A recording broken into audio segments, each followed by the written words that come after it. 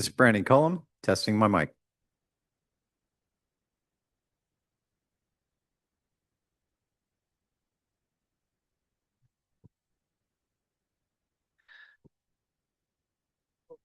All right.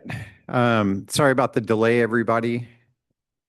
I'm going to call the meeting, the June 4th, 2026 Eaglecrest Board of Directors meeting to order. I'm going to hit a gavel. Ms. Cares, will you please take roll?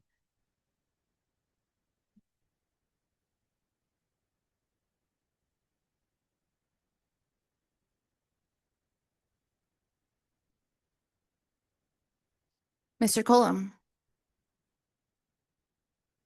Here. Mr. Calvin. Here. Mr. Crine. Here. Mr. Stevens. Present. Mr. O'Neill.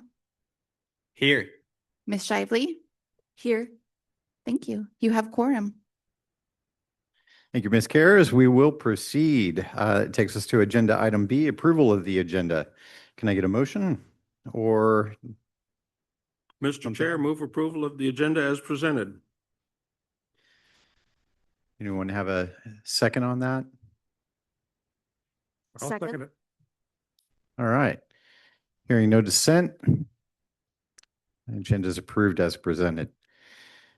That takes us to agenda item C, approval of a very large quantity of minutes. This is a catch-up meeting for minutes. Thank you very much, Ms. Cares, Mr. Stevens, and whomever else was involved in getting this done. But we have minutes from December 2025 to May 2026.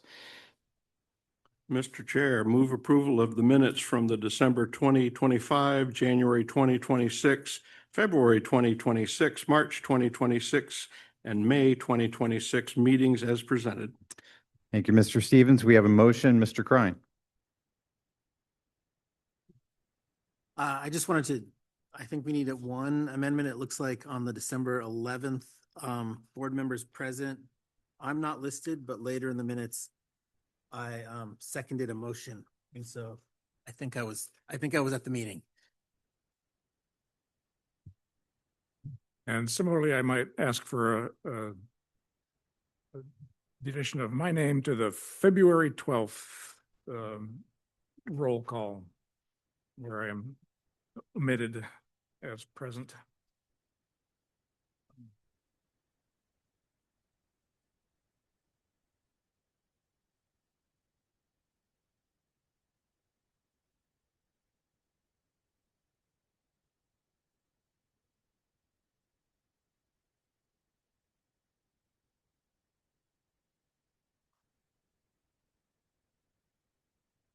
I think give folks a chance to look through them real quick, and then we'll look for a amended motion.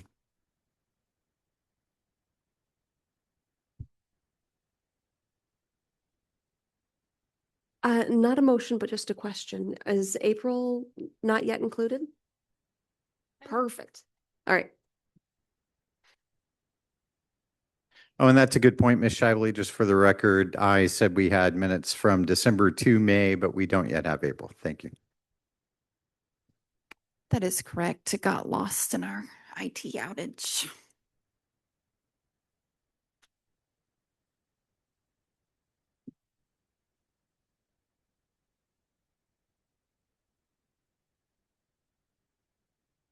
Mr. Chair, if you're ready, I'd move to adopt the minutes as noted, December, January, February, March, May, with corrections as noted. Sounds good to me. You got a second? All right, we have a second for Mr. Calvin. Hearing no dissent, motion carries, and minutes are adopted. Thank you so much for getting those caught up. We'll look forward to April, and then we will be cooking with gas. That brings us to public participation. Do we have any folks online?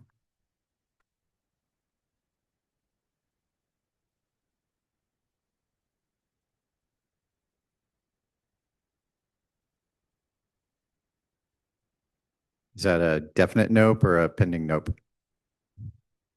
If there's anyone online that would like to participate in public comment, please raise your hand. and Ms. Cares will bring you forward so you can speak.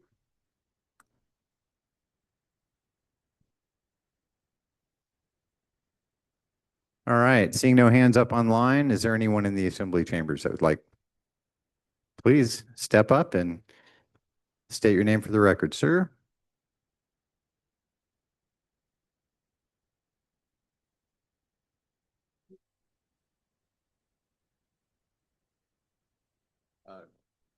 Good day. My name is Rick Harris, a longtime skier at Eaglecrest. I had a couple of requests and a couple of comments. I looked at the agenda and I didn't see any reference to recruitment. I assume that'll maybe be one of the committee reports, but if not, that is within the ski community quite a bit of interest. If nothing else, is what the status is.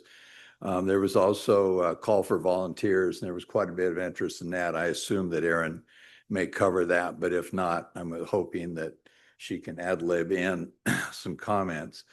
Looking at the ticket price increases, and I'm a free skier. I'm not going to be a free skier, but it costs me more to give money to Jim with my free pass than if I just paid the free pass. So but the idea of trying to convince people to buy season passes, you really do need to have a strong communication plan with respect to the services that will be offered and will be available. And if nothing else, to say we're going to make the best effort we possibly can to get early opening. And if that includes snowmaking, whatever else we can do to get to that early opening, to be able to make it clear what lifts are going to be running. And even my favorite is to continue to mention Black Bear. A lot of my skier friends didn't buy season passes just because Black Bear didn't run. It wasn't a protest or anything else. It was just they don't ski. They ski Black Bear. Sorry. And so those are just a couple of observations and suggestions from the opportunity to promote the season ticket sales. I also wanted to touch on the budget, and this is really dealing with the city assembly. And we've got the budget kind of mixed up. You have the gondola and the repayment of the gondola, and then you've got the operating budget. I've testified in favor of the $1.7 million budget that this committee has put forward. But I think there's some other information there because of the repayment of the gondola, it all gets very confusing. And frankly, I've been disappointed in how the assembly in particular they handled the Gold Belt funds. Gold Belt gave the city $10 million as a loan at a 7% interest. The city immediately took that money and reinvested it. And so that money, from the second we received it, was gaining interest to the extent that I reached out to Mr. Steiniger to say how much interest was actually earned on that $10 million and who was it credited to? Was it credited back to Eaglecrest, or was it just in the general fund? The answer is it'll be in the general fund.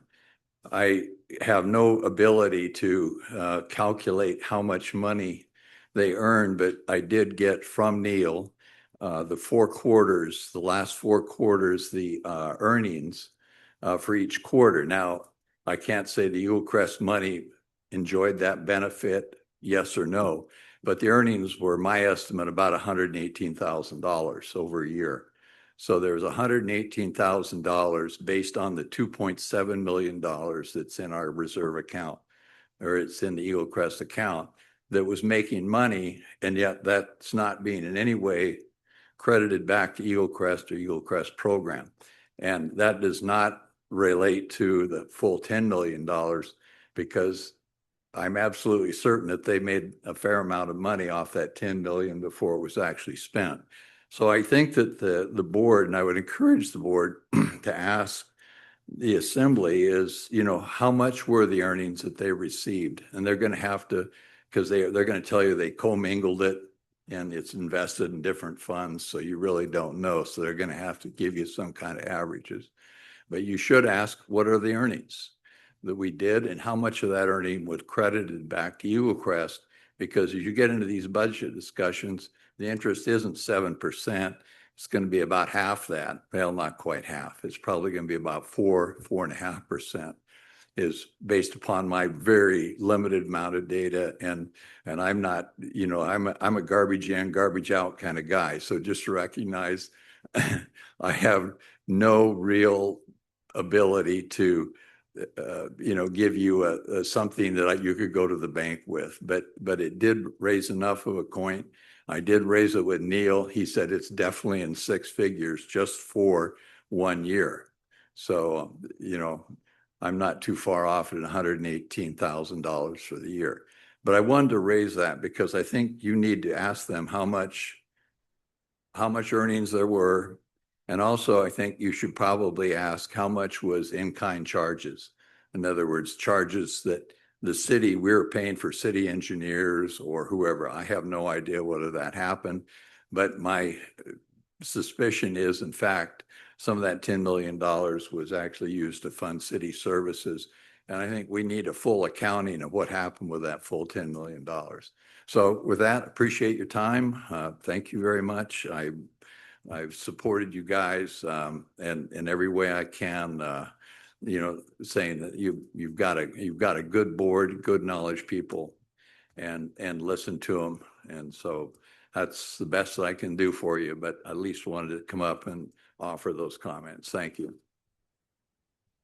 Thank you, Mr. Harris. Appreciate your comments.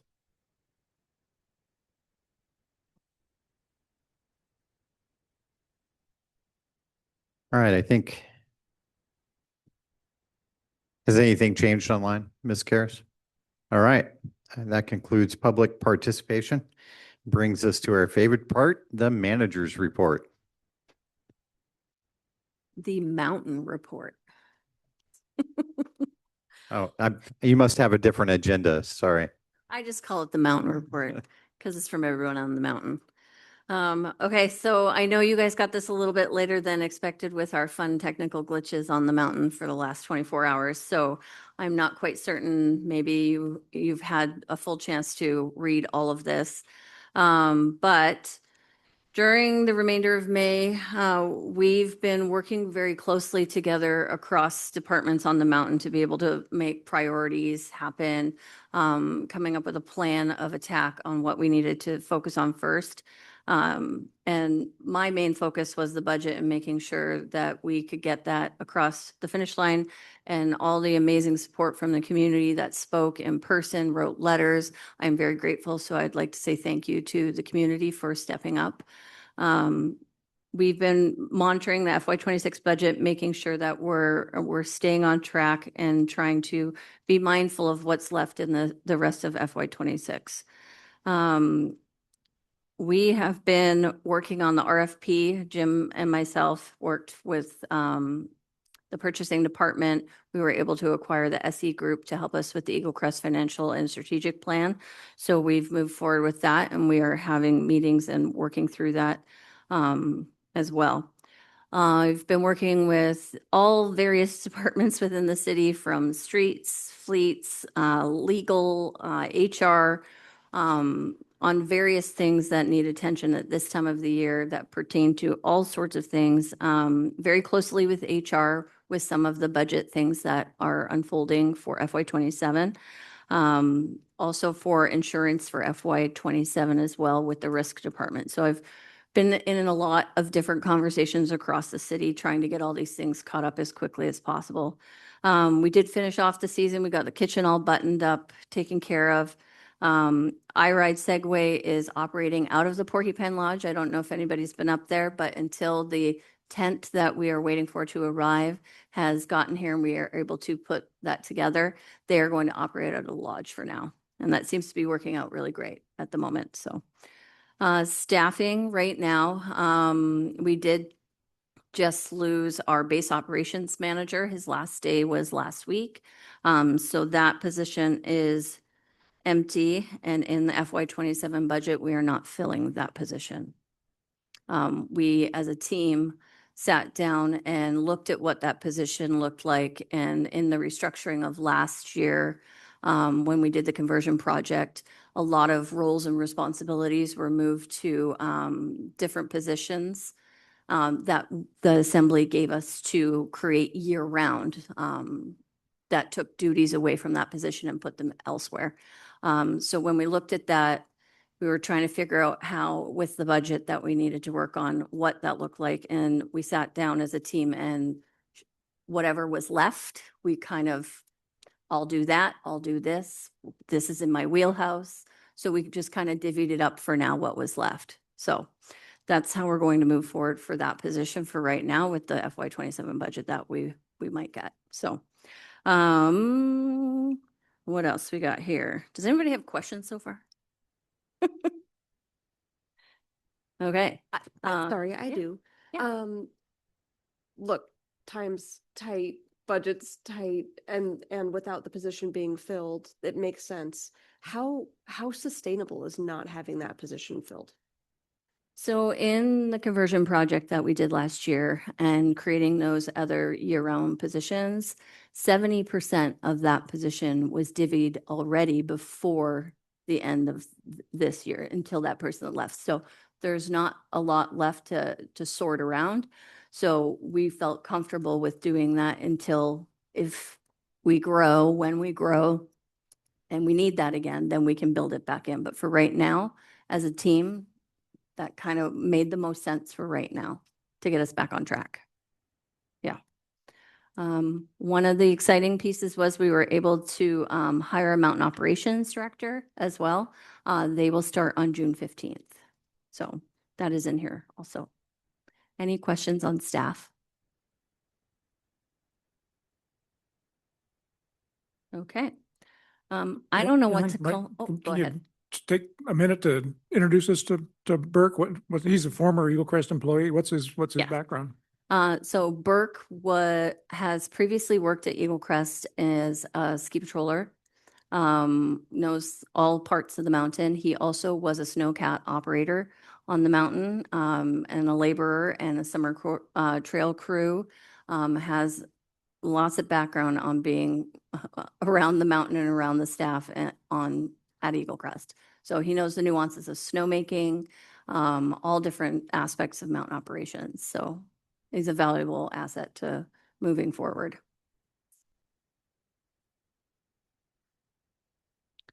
Bonzak, Burke Bonzak. And Aaron, one last staffing question. Do we still have an open mechanic slot, lift mechanic or vehicle mechanic, or are we pretty well staffed in that area? In FY26, yes.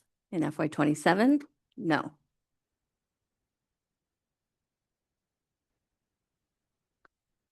Any other staffing questions?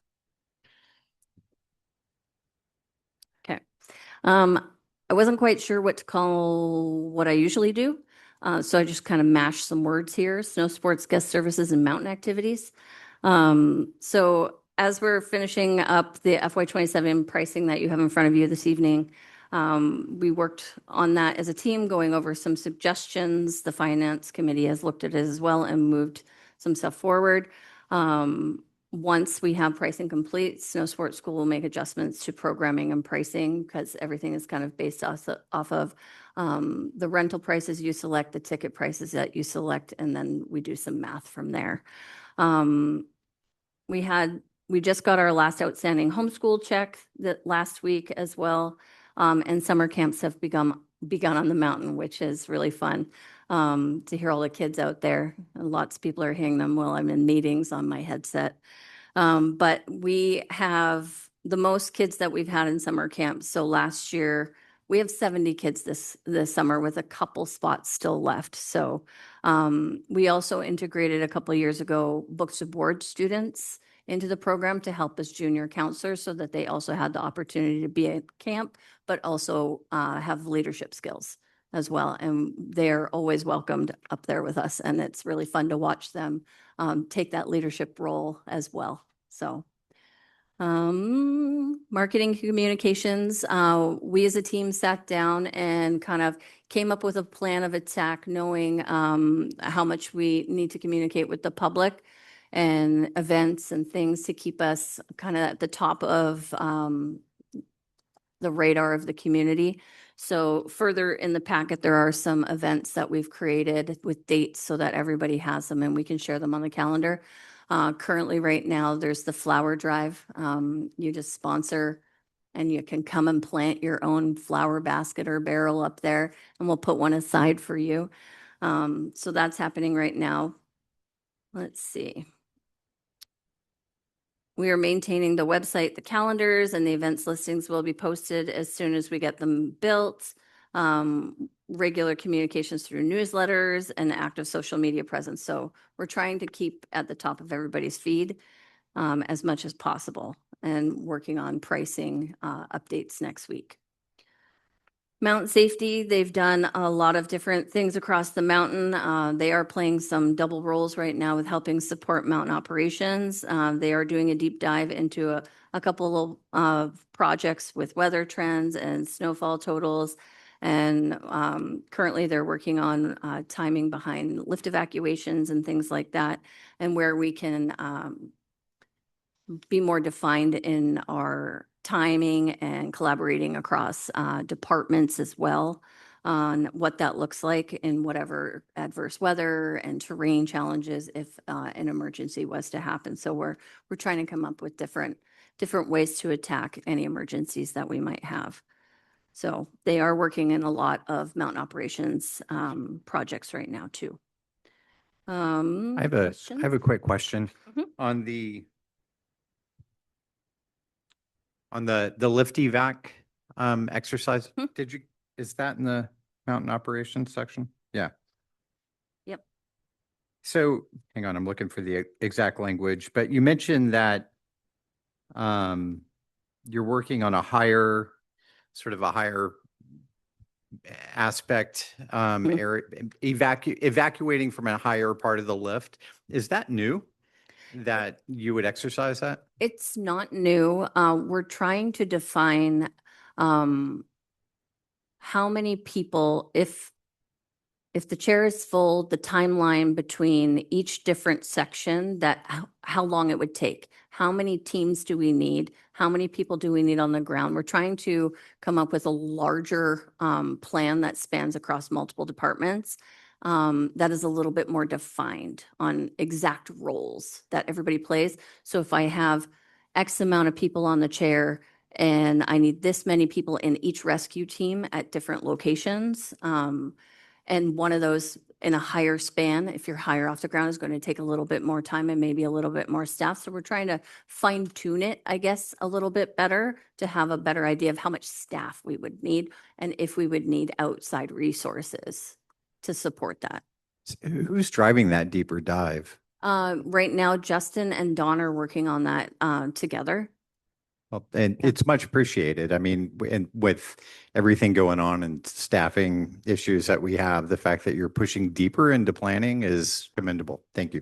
Thank you. I'll let them know if they're not listening. As for rental retail repair, we are counting and counting and counting and making sure that all of our inventory is accurate. We've completed, I think, 3 counts at this point, the final one, so that I can get that off to CBJ so that we can have an inventory audit next week. So then that will be done for the season, and then we will carry on into the rest of the summer. Mountain operations. We had our lead groomer go to Ski Area Management Cutters Camp for Piston Bully. He attended that. It was I think 4 or 5 day event, just learning all things from building parks, new cat equipment, maintenance of cat equipment, risk and liability assessment around all of that, and on mountains, things like that. So I believe it might be one of the first times that anyone has gone to that from Eaglecrest. So we're trying to stay relevant and be on top of what information and education that they need, so that we can grow as well. And then we had our lift mechanic. He attended the Rocky Mountain Lift Association Annual Conference as well. Same thing, trying to keep on top of trends, create connections in the industry, mitigate risk. All of that stuff is relevant in what we do. So we want to make sure that we are up to date on the newest and most current information. Other than that, we ordered a bunch of stuff from Piston Bullies so that we can do our yearly services and maintenance to everything. We've been working on all sorts of equipment across the mountain, getting snow machines, four-wheelers, everything touched and figure out what we need for each piece of equipment. We're developing a deeper dive into having logs for absolutely everything.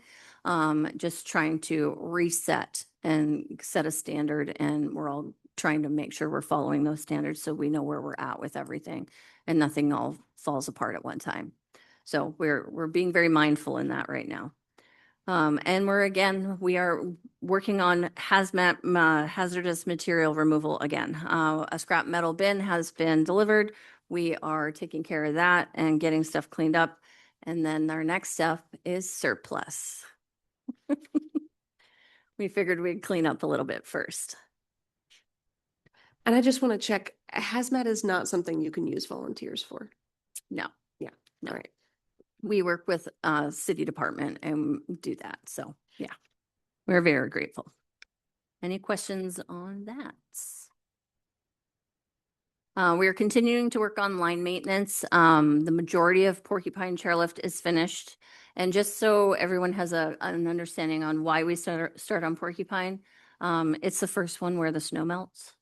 So we start there and then we work our way across. So the majority of it's done. We just have a couple little things left that we'll come back to, but Hooter line work has already begun as well. So we were able to acquire and purchase some lift parts that we needed. Justin worked on that, got those ordered, and we've got those already on site. So we're plugging away, and all the sunny days definitely helped us move a little bit faster. So that's where we are. And then after that, we will move up the mountain to Ptarmigan. Any questions on that? Okay. We are still working on the water system repairs. We know we made it through winter with the repairs that we made for drinking water. I'm working with facilities maintenance with Nate Abbott. We've already come up with some plans on how we want to approach that. It's just making repairs to what is currently there and making sure that we can make it through a snowpocalypse or our cold events again as well. So. Okay. And here's all save the dates. I figured that might be the easiest way for everybody to see what's going on. I know Rick Harris brought up the volunteer survey. It is on here. We did create kind of a jumping off point to see, we know the community is engaged right now, and see who would like to support any of the things that we're trying to create through the summer. Just to see where their skill set is, where they're really passionate about helping, what they want to help with, when they can help, all that kind of stuff. So on that, we sent that one out. And as you know, we did the flower sponsorship. The next one is the Father's Day gift bundles that will go out on Friday. Those will be live on the store, the Eaglecrest store, for 3 different options for purchasing. And then you can either pick it up on the mountain, or we will have a space in the downtown or the Valley Library on the 20th for pickup, so that people don't have to drive up to the mountain if they don't want to. After that, we're going to spend our time updating all of the decisions you make this evening for season pass sales, which will go live on the 1st of July. And then, as we talked, I think in our meeting the other day, we were Christmas in July. We'll be at the downtown food truck park. So make sure you bring your Hawaiian shirts and your Christmas hats, and we will have the opportunity for those to purchase season passes with us online. We'll walk through the process and be able to support anybody that would like to purchase passes at that event. And the incentive also is you come to the event, you buy it there. There's 3 options of a Christmas present that you can win also. So, and And then I just put some August things on here so that people had them on their radar. We got locker renewals, beginning of August, snow sports program release date, which is a hot one every year, and then Discover Eaglecrest Day event on the 19th. So save the date. And a lot of these dates were in that volunteer survey as well. So those that did the survey can see what might be happening on those days. For things like the Christmas in July and the Discover Eaglecrest Day, I don't know if we have ever played around with actual paper flyers and Yeah. put them out, but the Jack has it service for $40. They'll put a flyer on every board in town, or I think they've limited it to like 45 boards or something. But Yeah, Just we a can do thought. that. We've done that before. yeah, Yeah. We've I used think- that service. It's great. Yeah. I'll make a note.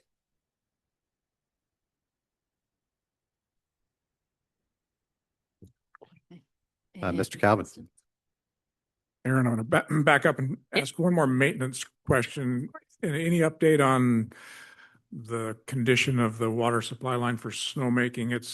As snow recedes, there are a few splits that are evident, and just wondering where you might be on that. I guess my principal concern would be is if we need to order, if we're going to start the process of replacing pipe and we have supply chain issues, just any update you might be able to provide on that Yeah, issue. of course.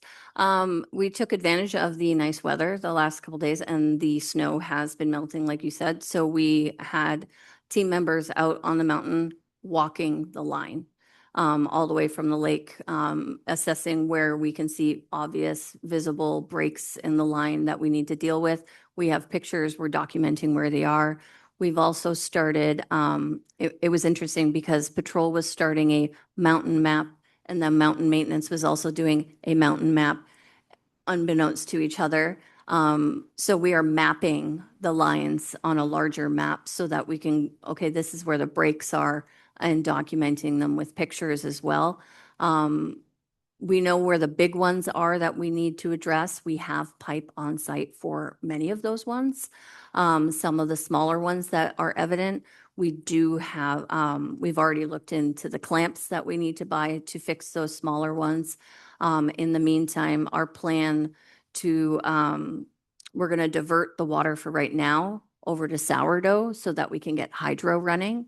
For now, while we work on the plan to fix the larger breaks on the log jam sections. I also sent the pictures off to Risk, as this was in the same time frame as everything else that happened on the mountain with water, to see if there's something that could help in there. And as we get a final total of lengthwise of what we need to fix and what we have on site, but that's what we're cataloging right now and doing an assessment. So we are on the boots on the ground, Thank you, Aaron. coming up with a plan.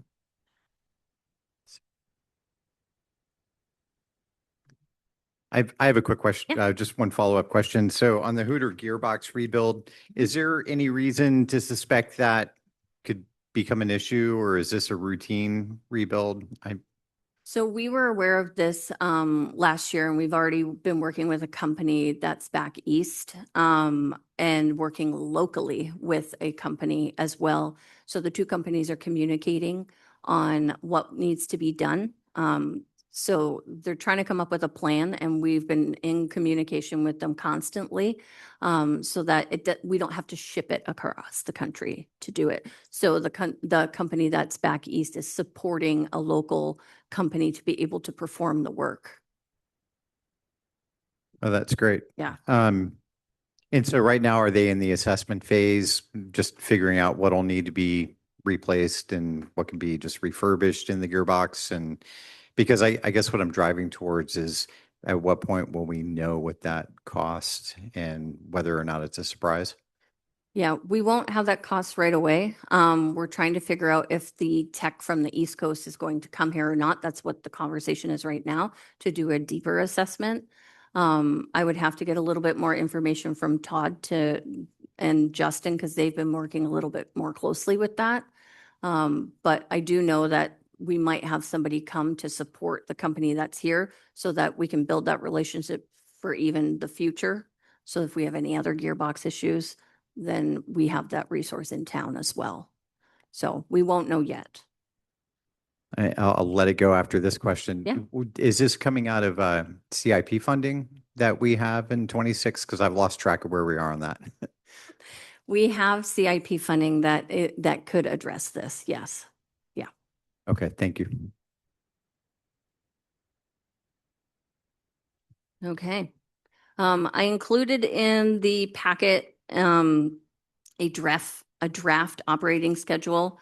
I don't always include this, but I just wanted to make the board aware of kind of what we're thinking on the mountain, for next season, dates, operational days, things like that. So we kind of usually wait until, final stamp of the budget, and then we make this official and load it into our, website and everything across the mountain.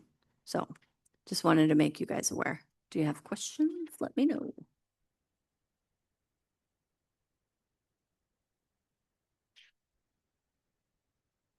Okay. Okay, moving on to finances. Not a lot has changed since our finance meeting, our committee meeting, the other day. So there's not a lot to, report here other than the expenses changed because of the personnel services. That was about the only move in, this packet, for that. So, and the revenues didn't change since the 27th meeting as well. Does anybody have questions on the expenses that are on here?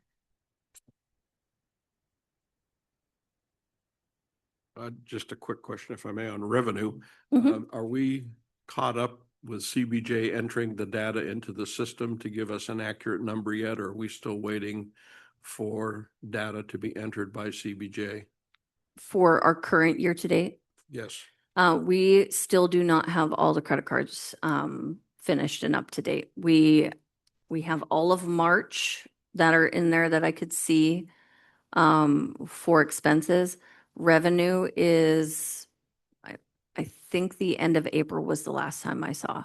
So So we're still 30. we're a little bit 40 days behind. Behind. Yeah. And Yeah. we're supposed to make executive decisions on 40-day late data. Thank you. Yep.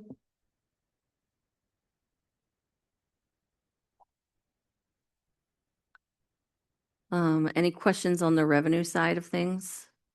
We have some things trickling in right now, the homeschool check. We also have a permit revenue, one that is in my backpack right now that has to go in.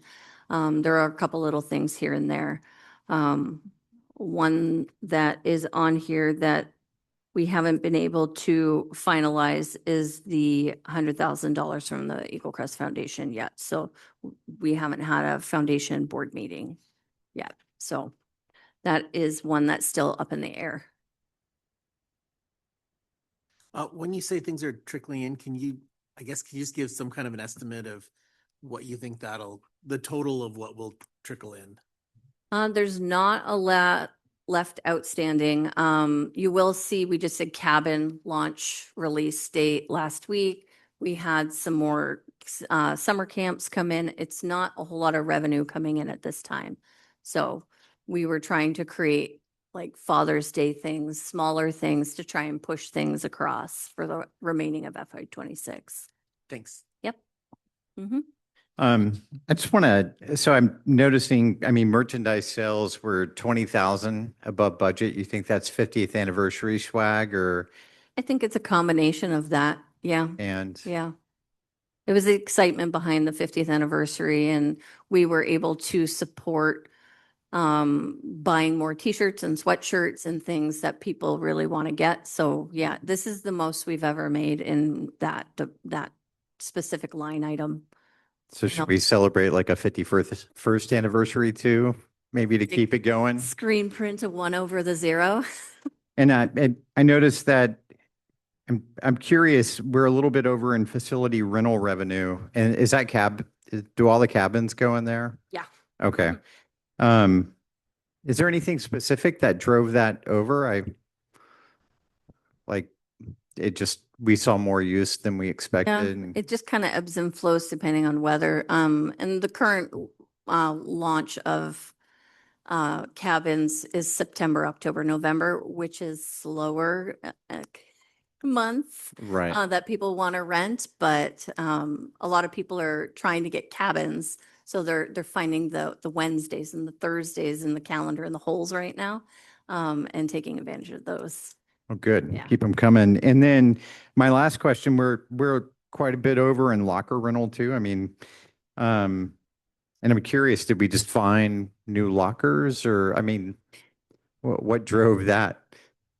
Well, we did fix the deck. And which that- gave us an opportunity to be able to sell a handful that we couldn't sell because they had rain features. So we did find new lockers. We did, We and- invested in new lockers basically, and Yes. it's paying off. A handful, yes. And then a couple of weeks ago, as we were combing and cleaning up to move lockers to FY 27, Diana came across a couple that somehow slipped through the cracks. It called them and made them pay for their FY 26 locker.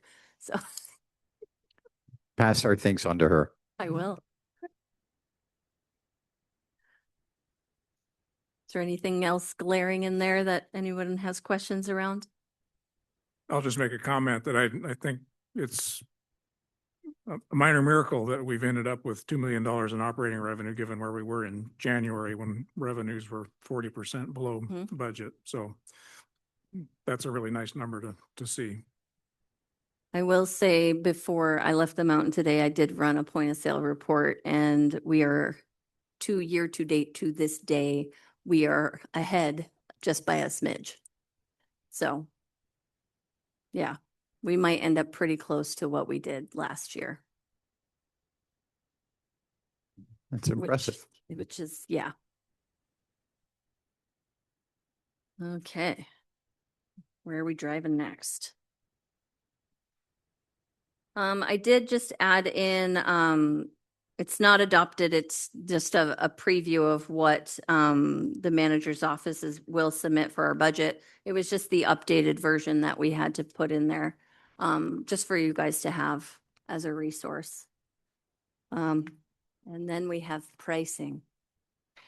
Before we move off the budget real quick, I just want to share my appreciation, Aaron, that all the work you did in rebudgeting, translated fairly well to the CBJ system. I know it wasn't painless at all, but you just, even in acting, you managed to get all that in, and they only screamed a little bit. So thank you for that.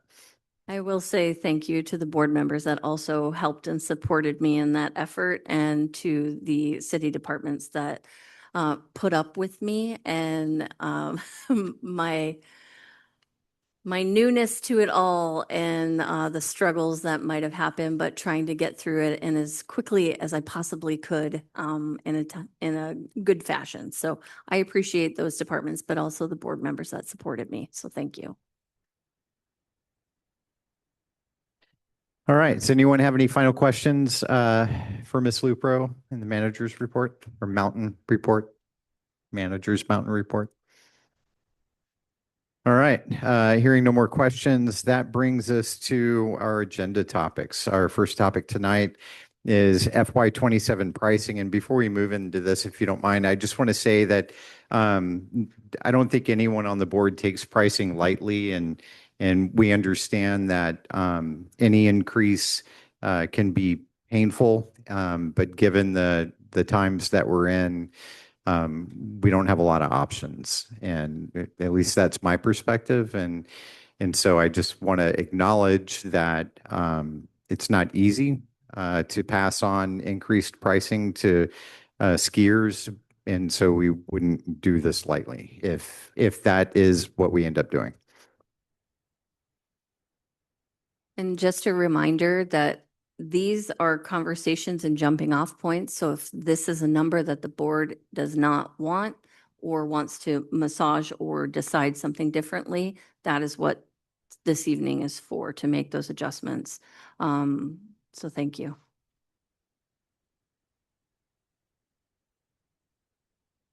All right. So I guess to kick off this discussion, this was talked about in the finance committee, but, Aaron, do you just want to take questions from board members and we can go from there? Mr. Stevens. Mr. Chair, do we want to introduce a motion to approve as presented and then work from there? That would be a great start. I would move then that we adopt the pricing schedule as presented and recommended by the Finance Committee for adoption. Do I have a second on that motion? All right, we have a motion on the table. Want me to go from there? Okay. I gave you an easier version to read that reflects FY 24, 25, 26, and the suggestions for 27. In a lot of these categories across FY 24 to 26, there's not a lot of changes. One of the changes was we moved from 3 tiers to 2 tiers along the way. But a lot of prices did not change. So in the current situation with the budget, like Brandon said, it's our responsibility to make these changes. And I know none of you don't take it lightly. But there's some hard decisions here. So for adult, we kind of, these numbers are based off of assumptions that were built into the revenue generation for FY 27. So we took the past sales of the current year and tried to figure out what the closest increases could be. So questions? Anybody want to dig deeper into this?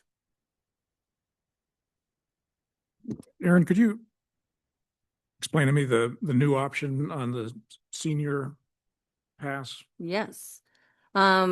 We put this here, a conversation we had as a team is, do we just have an adult price? And the senior goes away. We were trying to put different options that were something that we haven't done, or maybe we did way long ago, but was it making the adult from 19 all the way to 74? So it's a jumping off point to decide if that's what the board would like to do, or stick with the senior price and then decide on what that price is. So that's what that one is there. And what became of the super senior? Is that, It is no longer. and has You would not been? become a senior. Okay.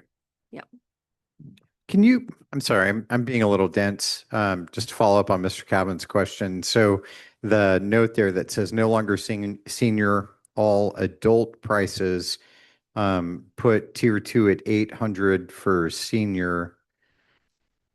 How does that qualify as all adult? So prices? I gave you 2 options. So the adult price above would be the only thing if you decide there's no senior. If you kept senior, then you would have 2 tiered options. Gotcha. Thank you. Mr. Chair, during the Finance Committee, Mr. Calvin had an interesting CPI-related comment that I think is important to bring to the table, recognizing that fuel for the operation is going to go up significantly this coming year. And by all accounts, the cost of electricity is going to go up as well. And Mr. Calvin had a great CPI piece of history that I thought was worth sharing with the public. Happy to share it again. Yeah, the season pass price in 1976, our first year in business, was $175. And if you do the math and look at the consumer price index since then and equalize the dollars, that's about $775. So the adult pass price that we're looking at tonight for FY 27 of $609 is actually less in real purchasing power than it was when Eaglecrest opened. So I think that puts an important perspective on where we are. Though we've been increasing pretty steadily over the last few years, we're still a very, very affordable ski area, certainly relative to where we have been in our history, and I think relative to other ski areas across the country as well, all things considered.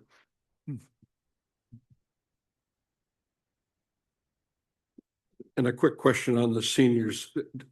Do we have a sense of how many senior tickets, season passes we sold last year in your magic pile of paper? We sold 93 senior season passes and 53 super senior passes. So as a suggestion for consideration is to leave the senior for this year, given that we've already reduced and taken away the super senior, and that allows us a transition. So leave the recommendation for senior as is. Does that make sense? That would go in line with your motion too, I think.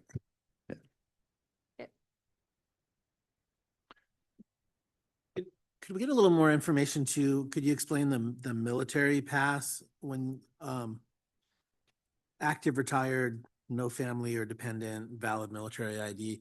So active retired, what exactly does that mean? So either you're active in the military or you're retired from the military. And it's only for you as the individual and not your family members. This is only the second year that we would be doing it because we didn't have that as an option before. And we sold 47 of those. I guess I'm kind of wondering if maybe we would want to keep that to active military? Or Just a comment. We have, as the state of Alaska, probably one of the highest per capita of retired military per capita in the nation. So I would encourage us to leave that for the time being. And we did very little marketing on it this past year. And I am of the belief that if we appropriately market that, we can increase that number of sales. I'd also note that with the Coast Guard looking to move more folks here, could incentivize participation at Eaglecrest a little bit. okay.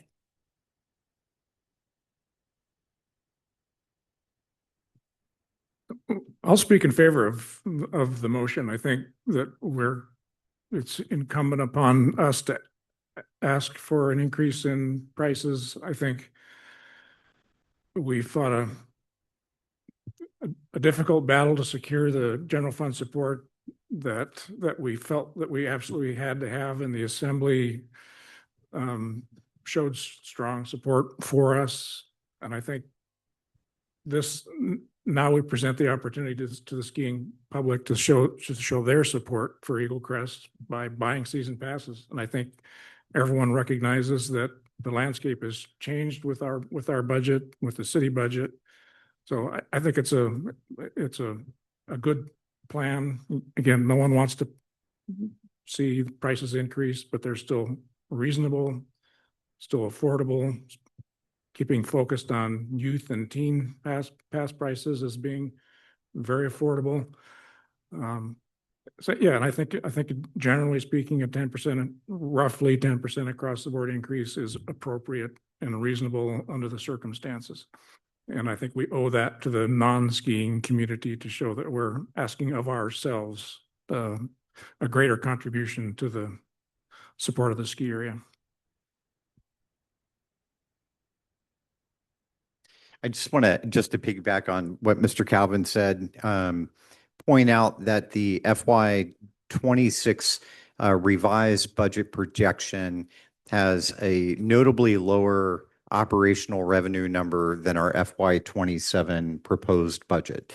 And that is because we are relying in large part on the skiing community in Juneau to show up, to buy passes, to buy hats and hoodies, to participate in the ski area.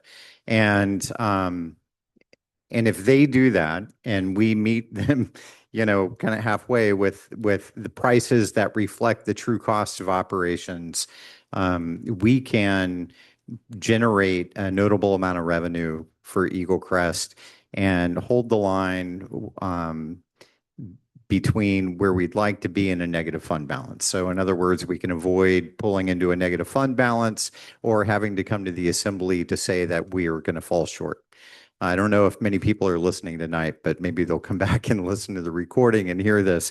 But community participation is going to be vital this year, and everybody needs to hear it. So.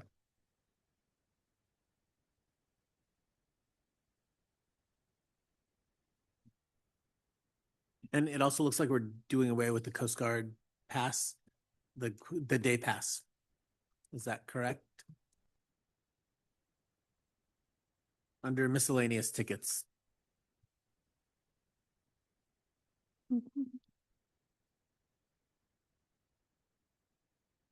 Oh, that's the rental. Yeah, sorry. I think when I moved the, from version 2, when you guys wanted column B, I think it got missed. I'm just grabbing it. Hang on. It was to stay the same, but a lot of it from that point, let's see. Let me grab that. Da, da, da. Yeah, in option A, it put it at 45 and 35, and I didn't move it into option B. Because we didn't think that we needed an option B. So it would be 45 and 35 for that. Sorry, I missed that. Thank you, Kevin. Mr. Stevens, would you be open to amending your motion to capture those missing items? I would agree to those amendments and corrections as noted. Thank you, sir. Do we have any more questions or are we ready to vote on this? Oh, sorry. One more thing. So under the Flex Pass, whatever you decide for your day ticket, if you guys want to do a 30% off your day ticket or a 25% off your full price day ticket, that is a decision that will reflect in your Flex Pass. So if right now we have it as an adult full day ticket is $85, and what is it right now? Is it half off, 50% off currently in FY26? We don't know if the board wants to do 50% off the day ticket price. Can you just remind us what a Flex Pass is? Okay, so the Flex Pass gives you the opportunity to put a down payment down on like a season pass. So you pay 200 and whatever dollars. I'm just throwing a number out there. And then every time you want to come skiing, there's something built into the product. You can go online and throw a day ticket into your cart and load your Flex Pass. So it's a direct to lift pass. Or you can stop by the ticket window and load up your Flex Pass. So every time you go to add one of those, the price of the ticket is the $85, but the discount built in is what the board can decide. So it can be either the 50%, 20%, 30% of what a day ticket cost is. So essentially you pay a large payment up front to get a discount through the season. Is there a point at which like a number of day tickets at which point they don't buy any more day tickets, or they just, that's an unlimited? It's unlimited. Okay. And it's not transferable, so only you can own it. You can't give it to Jim. Okay. Sorry, Jim. And how many days, I guess, like last year, how many days would you have to do to actually pay for it or to have it make sense rather than buying a season pass? So what was it last year? Was it 206 last year? I think the down payment. So it's less than a season pass, but if you grab 206 and what season pass is 630? I don't have a calculator, but to get up to a season pass, what is that, like 5 more days, 6 more days? 6 days. I think it was 6. I can't remember off the top of my head, but Because it made it cheaper than buying the 5 visits still. yeah, It, like, the you got max 6 days as opposed to the 5 days. of a 5 visit How many do we sell? Like these sound, of a really- flex pass, yeah, kind of, 130. wow, okay. And then let me look up the redemption behind that. So the added days for that are, hang on, I'm gonna find it. Where is it? 518 add-ons. So of those passes, they added 518 visits, day tickets at a discount. So Aaron, what would be your recommendation if we wanted to maximize our revenue potential off the Flex Pass? And what do you think we should do? It's an interesting line because right now it's 50%. And do we keep it at that and toe the line, or 30%? Trying to make up more revenue. So I would suggest 30. Currently it's 50.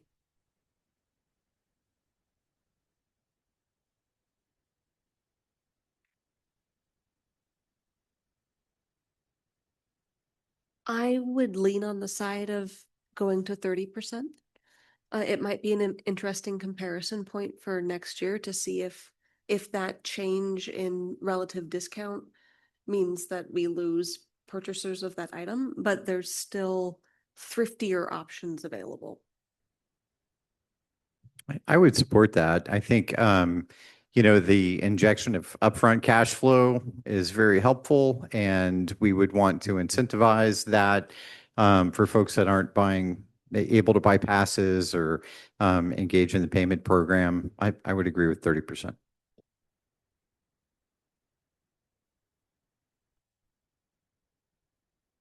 I have one other suggestion. Yeah. I see that lockers are staying the same price as last year, and given that I take it we sell out lockers really fast, we have a long waiting list. Some kind of an increase there seems in order. And also, as I've mentioned before, I don't think that anybody's not going skiing because they don't have a locker, but it's a really nice, convenient thing that you can have as well. It's at the will of the board.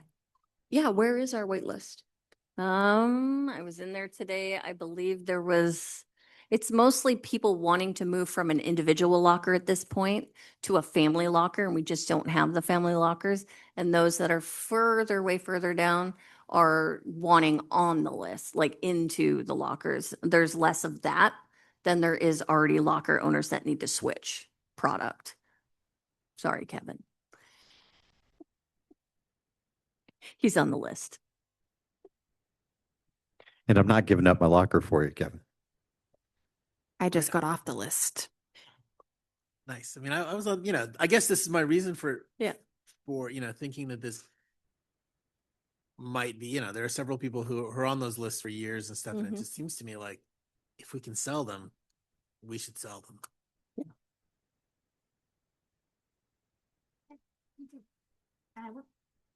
I was on it for 4 long time ago.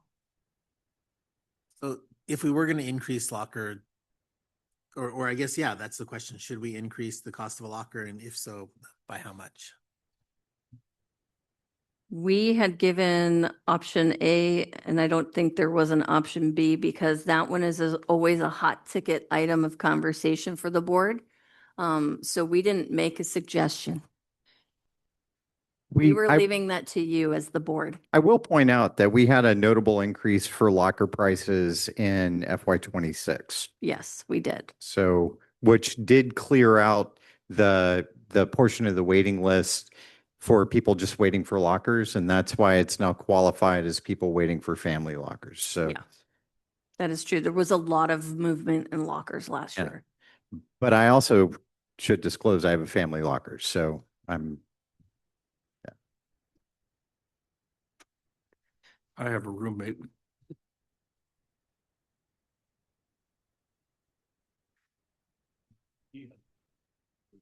Well, I'm just going to suggest very small, like a $10 increase in an individual locker and maybe a $20 increase in the other lockers, just so we're, continuing to increase our prices. And if people disagree, that's fine. Or people think we should make a bigger change, that's fine too. We don't locker I think- over here. I think I would suggest we could put forward a motion on revising the lockers. So an amendment to the motion that we'd vote on, but we didn't vote on the other amendment. 30%. The 30%, or no, no, we didn't adopt. We did not make an amended motion for the 30%. We did a friendly amendment on including the Coast Guard tickets and rental. And just to respond to Board Member Krein, I think that the people who have lockers are generally season pass holders, and we've already hit them with a season pass increase. And given the increase 25 to 26 on lockers, I'd be in favor of just holding it steady for the time being. Just an idea. Do we have other thoughts? Anyone else?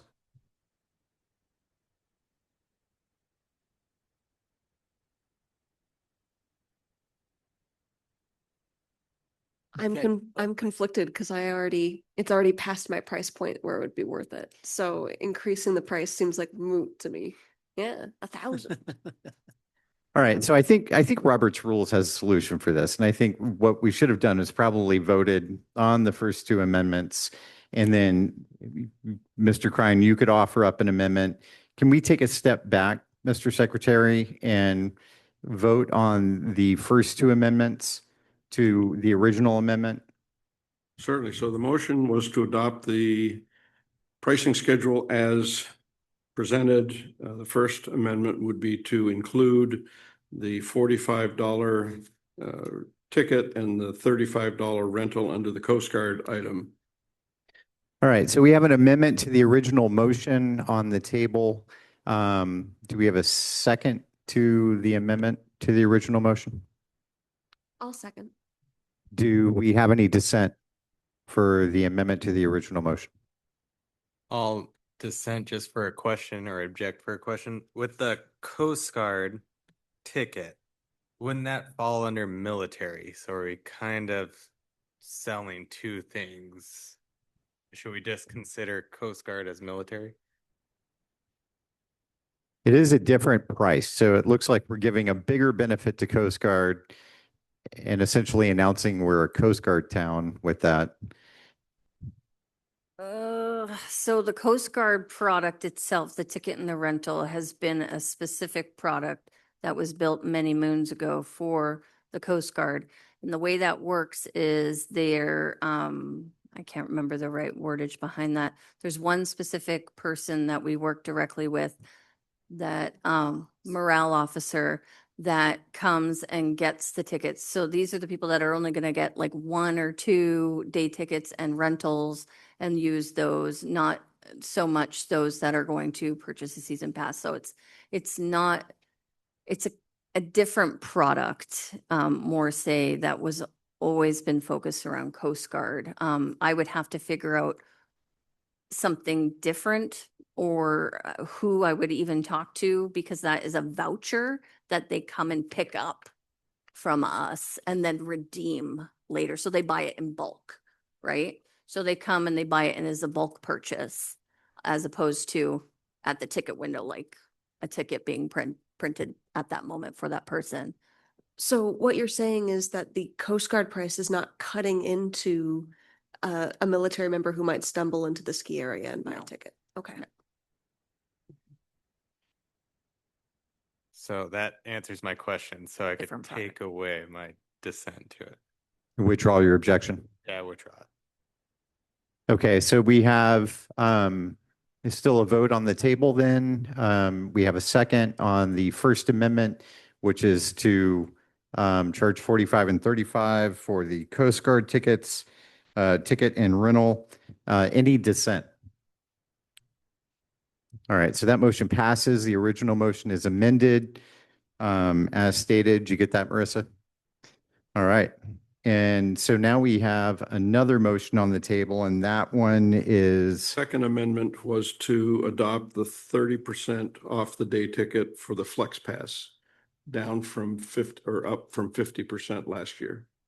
all right, with the Second Amendment, as the Secretary just described, do we get can I get a second for the motion to amend the original motion for a second time? I'll second that. Any dissent? All right, the Second Amendment to the original motion carries. So the original motion is to approve as is, with the exception of moving the $45 and $35 Coast Guard ticket and rental into the new plan, and to use, what was that percentage, Mr. Secretary? 30%. And For the use Flex Pass. 30% for the Flex Pass. All right, Mr. Krein, do you have a motion? A motion to amend.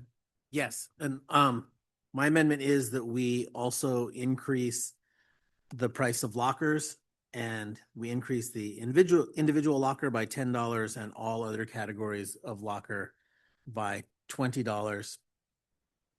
And I guess to speak to that, I hear what Wayne is saying. It also seems to me that there might be people who decide that it's not worth it to have a locker, and then they save themselves $450, but it doesn't seem to me like it's going to prevent people from buying season passes. And it does seem to me like lockers are a luxury that go on top of season passes. And yeah, people should be willing to pay an extra $20 for that kind of luxury, I think, or an extra $10 for that kind of luxury.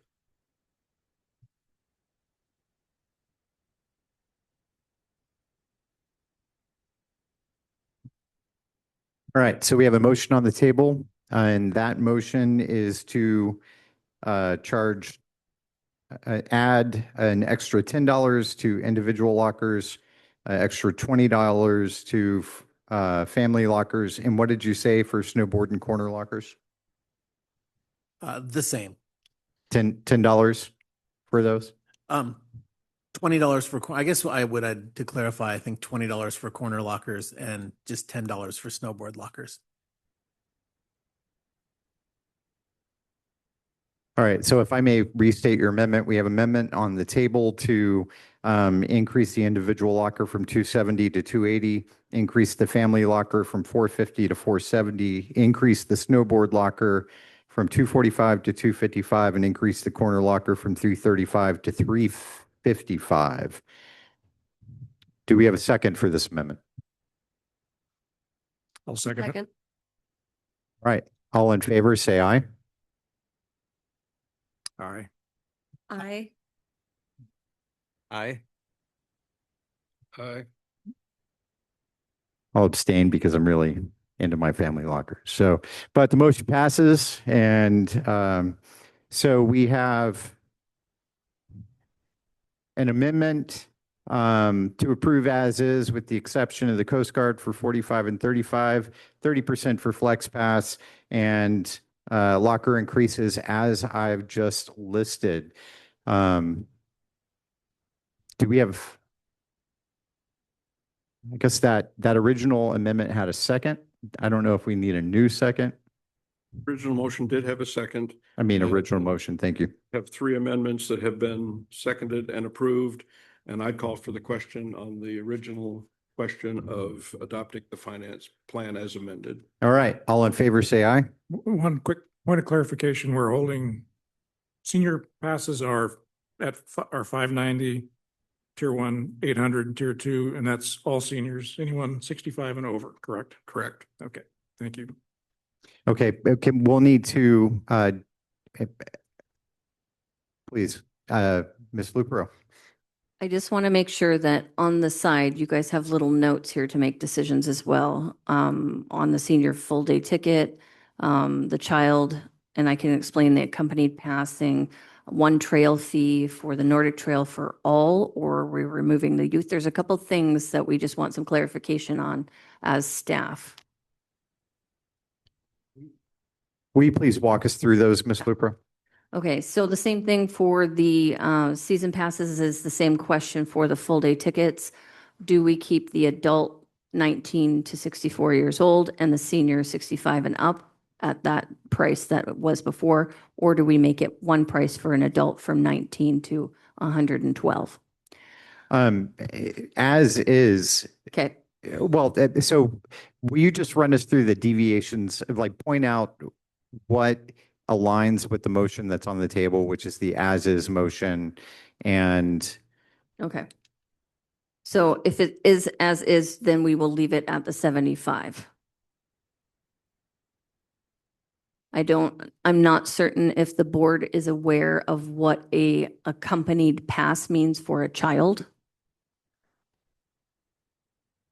So if you are an adult and you bring your child that is 0 to 6 to the mountain, Currently, if you are buying a pass, a day ticket, or you're a season pass holder, you can bring your child for free if you are skiing with them. If they are attending a lesson or a program, or they skiing with their buddy, they have to pay a price.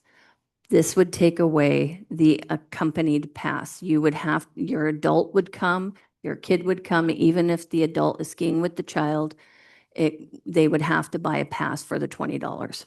So that action would fall under the as is? Yes, I just want to make sure that's a big change, so I just want to make sure everybody's clear with that one. Do we have a sense of how many participants that would impact? No, because we don't record the unaccompanied ones all the time. They just come with their adult, and having them have a ticket gives them the ticket that has the liability on it, which we need.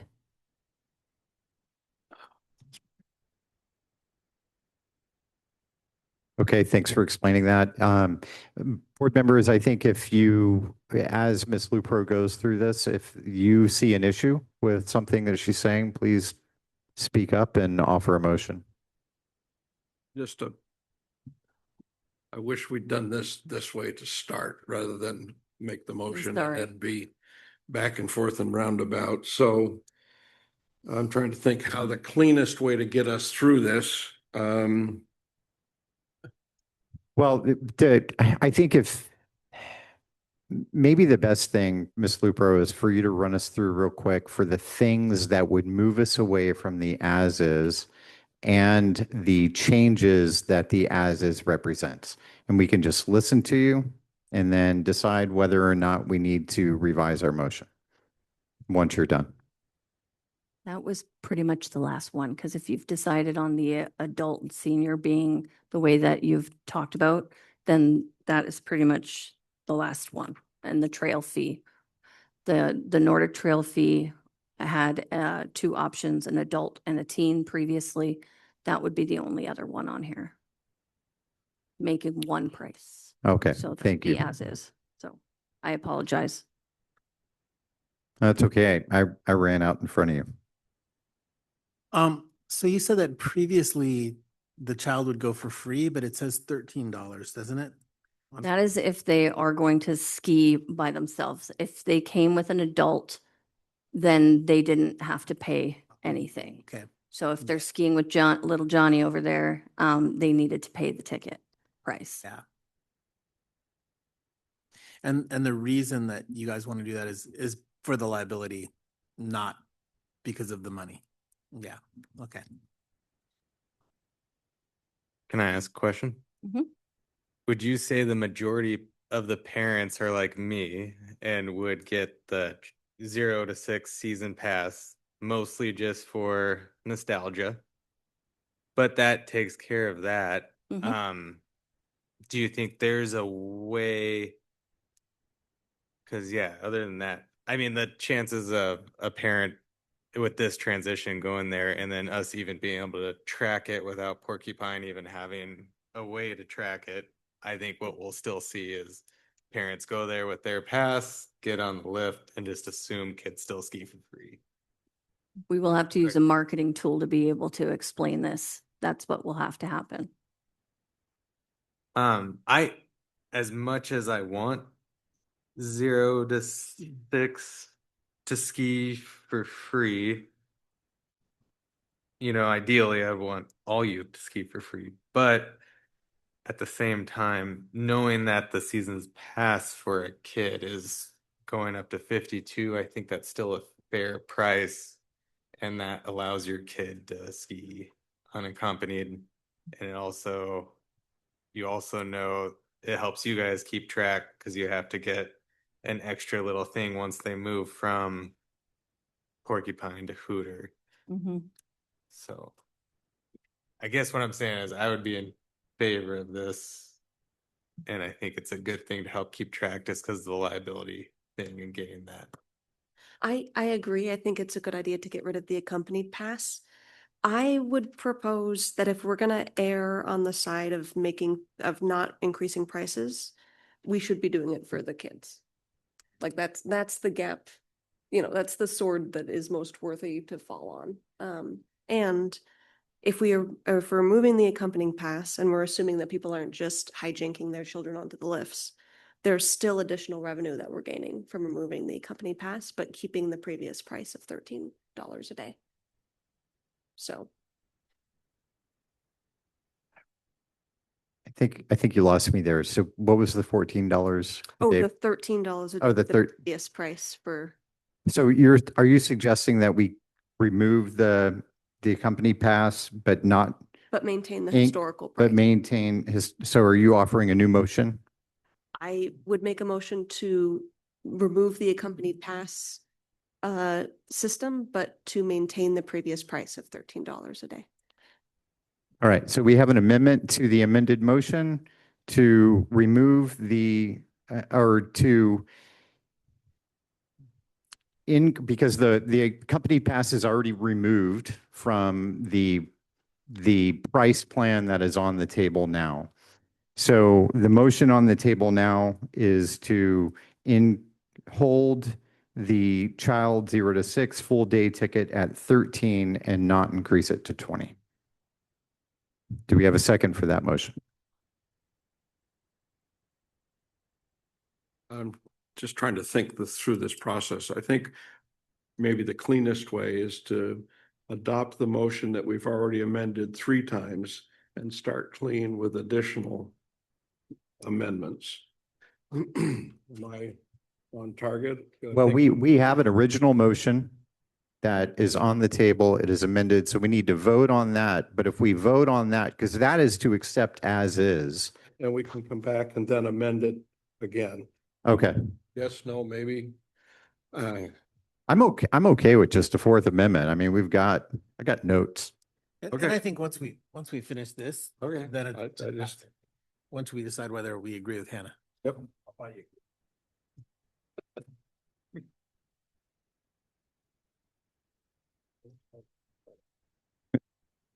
Aaron, do you have any comments on keeping the price the same at 13 or moving? I'm okay with that. Okay. yeah. I will second Hannah's amendment then. All right, so we have a Fourth Amendment to the motion, and that Fourth Amendment is to decrease the price of the pricing plan on the table for children 0 to 6 from $20 to $13 for a day ticket. All in favor? Aye. Aye. Aye. All right, motion carries. The amended motion is further amended. This might be a record.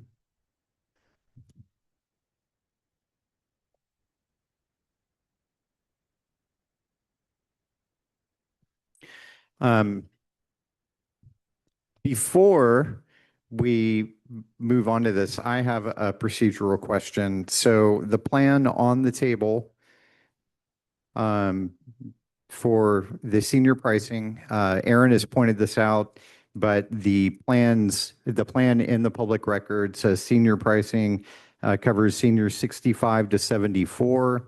Do we need to vote to make that 65 to infinity? Yes, we do. So I would move that we amend the motion.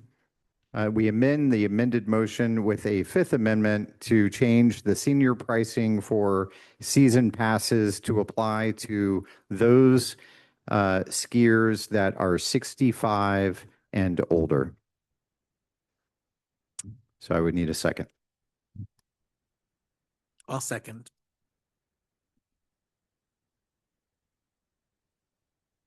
All in favor? Sorry. Aye. Aye. All right, motion carries all the weight it can possibly carry, I think, at this point. Tier dates. If we may, let's go ahead and vote on this amended motion, and then we will revisit tier dates as our second item. So we now have a substantially amended motion on the table. The motion is to approve as is, except for moving pricing over into the plan for Coast Guard to make it $45 for a day ticket, $35 for rentals, to apply 30% to the flex pricing, to increase locker pricing as stated previously, to keep or to reduce children 0 to 6 day tickets from $20 to $13, and to make season passes that are previously stated as eligible for folks, senior season passes previously eligible for 65 to 74, to eligible for those that are 65 and older. All in favor, say aye. Aye. Aye. Aye. No nays. Motion passes. Thank you, everyone, for that. Thank you, Ms. Cares, Ms. Lupro. All right. So walk us through the next one, Ms. Lupro or Ms. Cares. I believe the next one was the tier dates, the dates on the calendar. I was asked previously in, I think, one of the first finance meetings to adjust it. So we did adjust it to the end of September, which we usually did it right after, I think it was Labor Day previously. So we extended it through the end of September on this version that you have in front of you, with the tier date, the second tier date starting October 1st. So this was at the meeting yesterday also, to bring up as a topic this evening if the board needed to make any adjustments to that date. I move that we accept September 30th as the final day to purchase Tier 1 passes, as recommended by Eaglecrest staff. Second. All right. We have a motion on the table. All in favor? Aye. Aye. Aye. Hearing no dissent, motion carries. Pricing is established.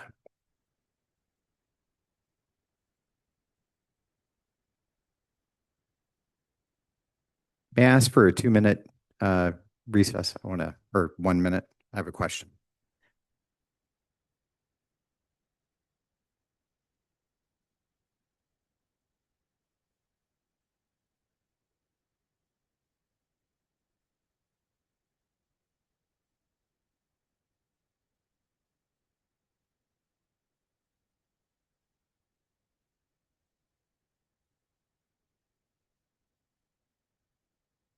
All right, sorry about that.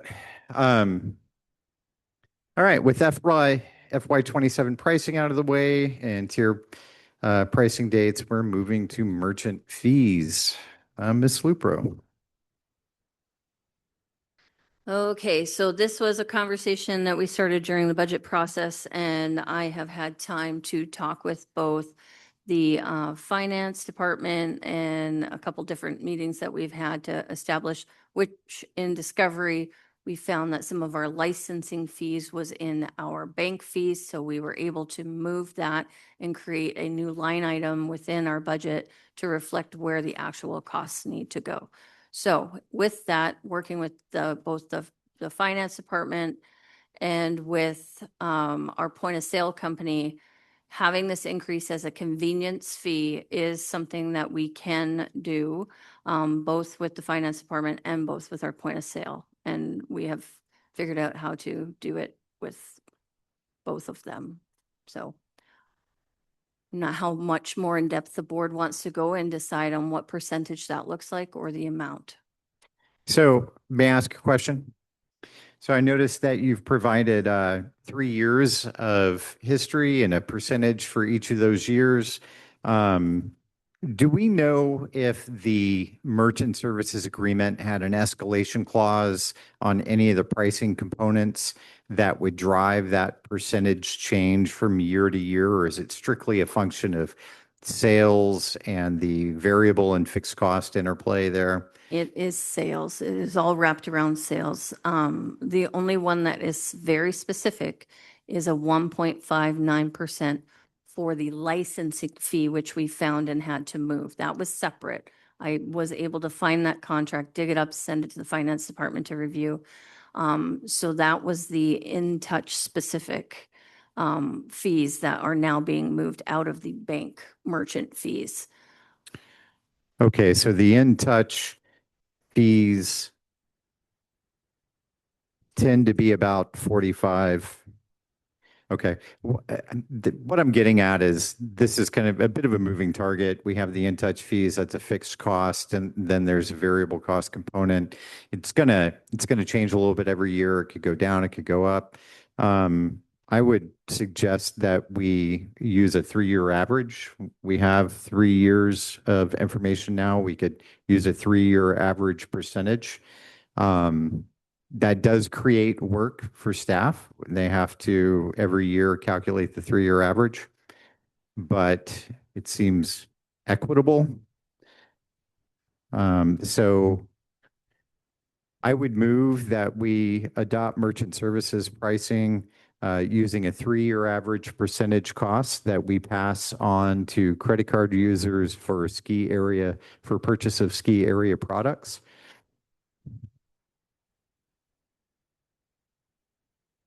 I just have a question about, We want to get a second first. Sorry. Yes, can I get a second for the motion and then we can object for discussion? I'll go ahead and second.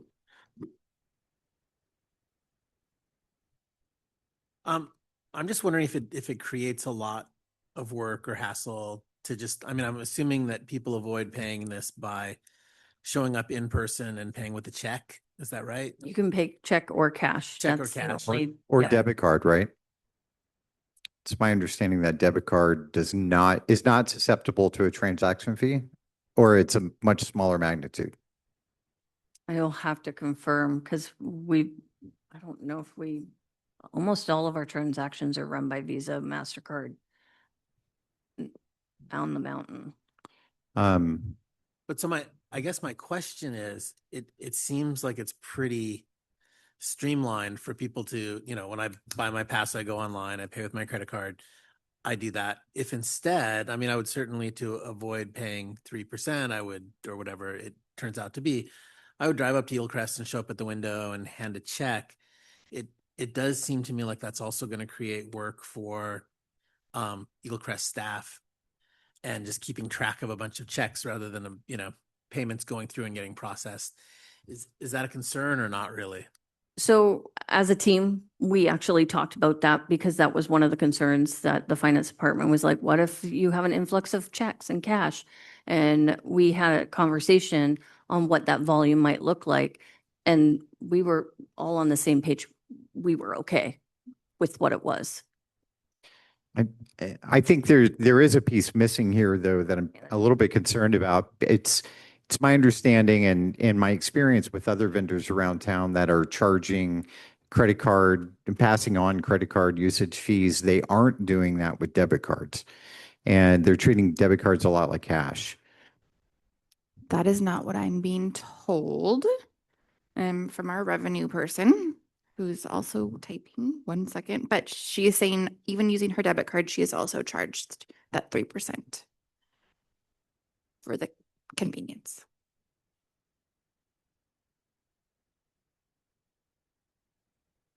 Is that? For the purposes of this motion, I don't know that we need to clarify the debit cards tonight. We can clarify that going forward. But we're primarily talking about credit cards for the convenience fee. I think that was my understanding, that we're passing this on to credit cards, which would be substantial in addressing Mr. Krine's question, which is, his question was, would someone have to show up with a check? And if this is just for credit cards, if someone can use a debit card without paying a convenience fee, then the answer to Mr. Krine's question is that they could show up with a check or a debit card. And debit cards would also facilitate online purchases without the fee. So that's why I was under the understanding that debit cards did not accrue the same substantial fees that credit cards do. So from our understanding, it's anytime a card is used, the 3% applies. So I pay my utility bill with my debit card and I still have to pay the 3%. Well, so that's CBJ's program. Yeah. That's what CBJ charges, but that may not be the case with our merchant services agreement. And so that, I think that is my primary concern with this. I will ask the finance department tomorrow. Okay. So how do we put debit? Because what I would hate is for us to end up passing a motion on this and leaving a hole, right? So if we say this is for credit cards, debit cards aren't credit cards, and we don't have another opportunity to address this before 7/1. So I'm at a bit of a loss on how we. Call a special meeting.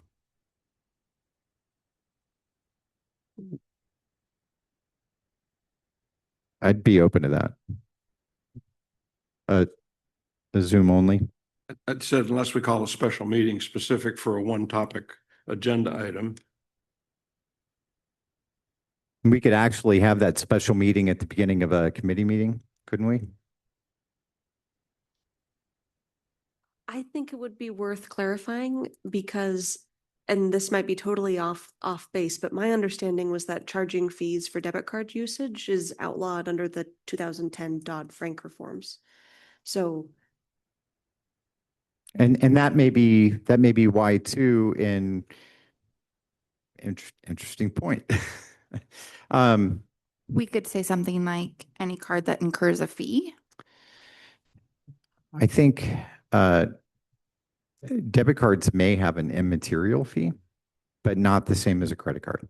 And so can we table this topic, or can we? I would think that's an excellent idea. And with having said that, I would move that we table this to a special meeting next week to be determined. And so we have a motion on the table to table this topic. A second, and now I'll second that motion. All in favor of the motion to table this topic until we understand further the implications of debit card use? Can I ask one question before we proceed? And that is, which percentages are we talking about here? Is this the 2.66% that we're averaging over 3 years? Or is it the 4.57? Which percentages are we, just so we have a ballpark of what? It would be my proposal assumed the total percentage. So it would be the 4.57 for 2026, for example, would go into the average.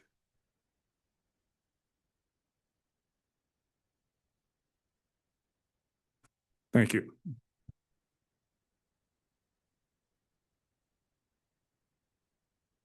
Do you have a proposed date for a special meeting? I think we have. It is too late to get it advertised for next week. So what do we have coming up that's not too late, like already on the calendar that we could tack this onto?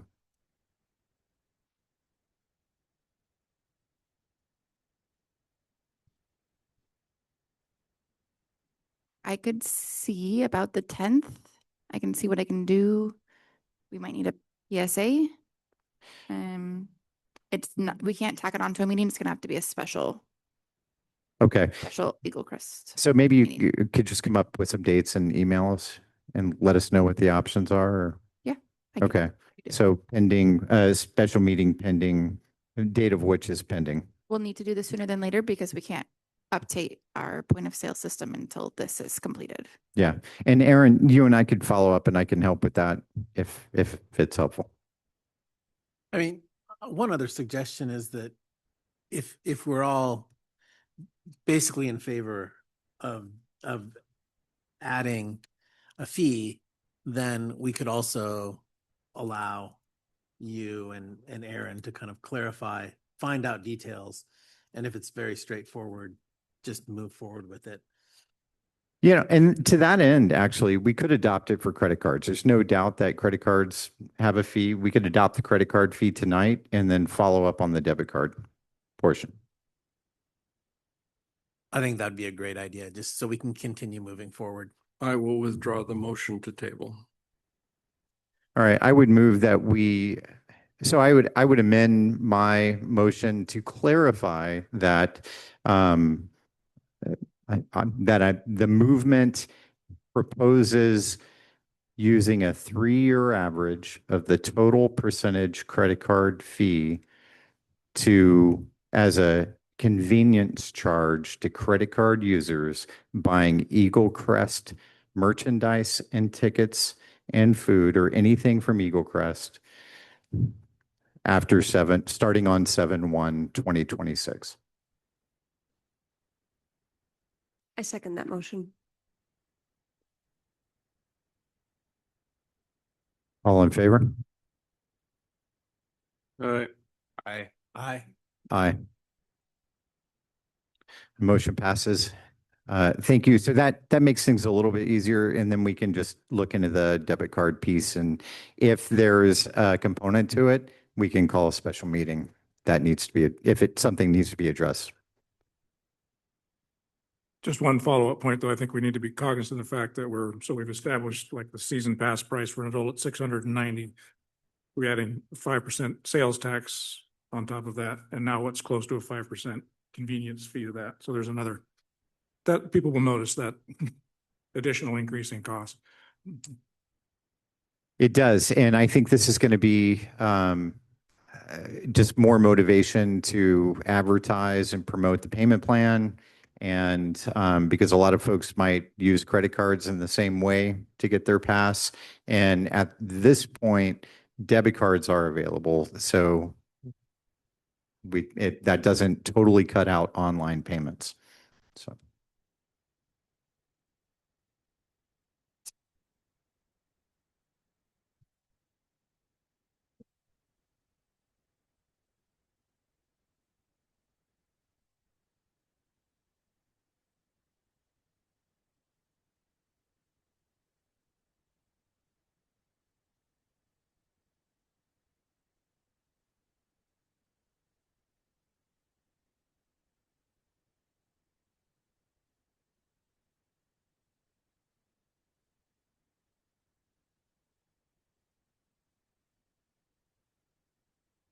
I'd like to make a motion to reconsider our motion on asking customers to pay a credit card fee.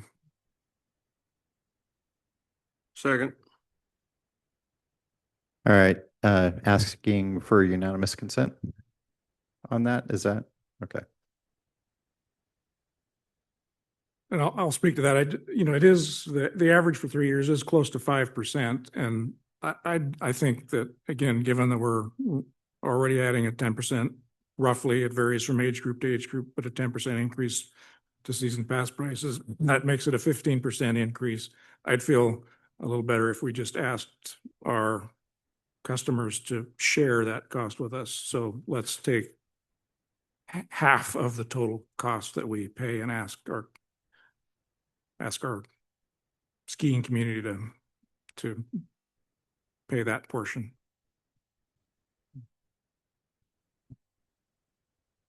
And I can make a motion to that effect if it's timely. I think to open it up for discussion. I guess I think we should, if we're gonna not base it on the actual cost, I think we should simplify it and just pick a number like 3% or, That 3% to me seems like it's a reasonable charge. And that people would possibly just pay that much. I think it's around $20 on a season pass, so. Yeah, I was going to recommend something similar. Jim threw out 3.5 and side conversation. I think that's reasonable. Do you have a motion then, Kevin, to amend Jim's motion? I don't really have a preference for 3 or 3.5. So Pick something. how about 3%?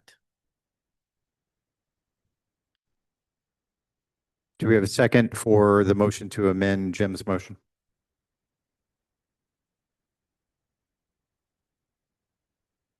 I thought he put out an actual motion after that.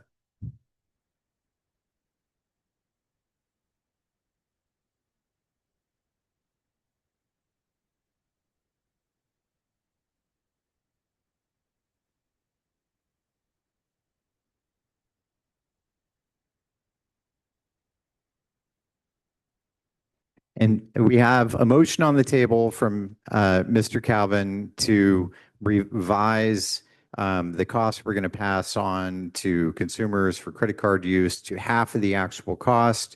And then Mr. Krein put a motion on the table to amend Mr. Calvin's motion to make it a fixed 3% that we charge. So If I consider that a friendly amendment, do we still have to proceed as voting, or are we just good with the I, motion? I'm just winging it. So yeah, if you tell me. I'll ask for unanimous consent on my amendment.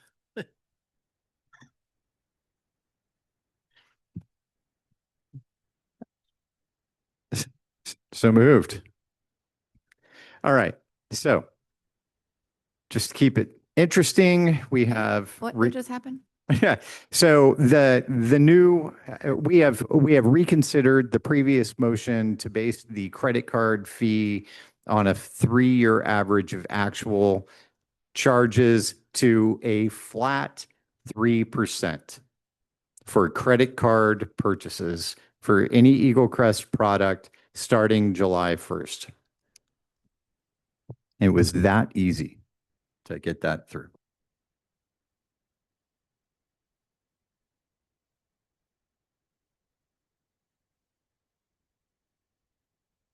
All right. So that concludes pricing conversations for 2027. Thank you, everybody, and brings us to agenda topic F10. That's framework for ongoing engagement with Gold Belt. I think Mr. Calvin's going to talk about this and introduce some resolutions. Thank you. A couple of issues have been floating around the community here for the last few months that I think that the Eaglecrest board should formally speak to. One of which is whether we are considering, as we look at ways to stabilize ski area finances, and we look to modernize the ski area, seek investors in the ski area, that somehow in that discussion that there is the possibility that we would suggest to the assembly that we sell the ski area to a third party private investor operator. And in my view, that would not be in the best interest of the skiing community or in Juneau overall. So I've drafted a resolution that allows the board to speak formally to this.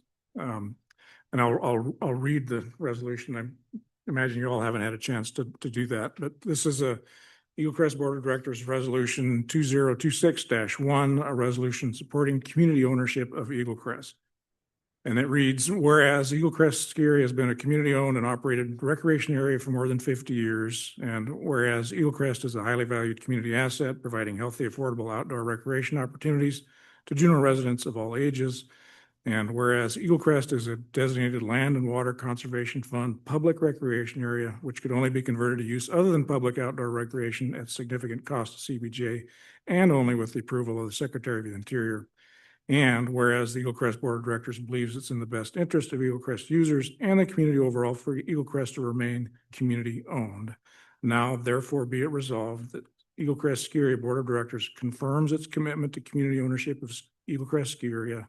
And further, be it resolved, Eaglecrest Ski Area Board of Directors welcomes opportunities to engage with potential investors in ski area modernization and business development within the framework of preserving community ownership of Eaglecrest Ski Area.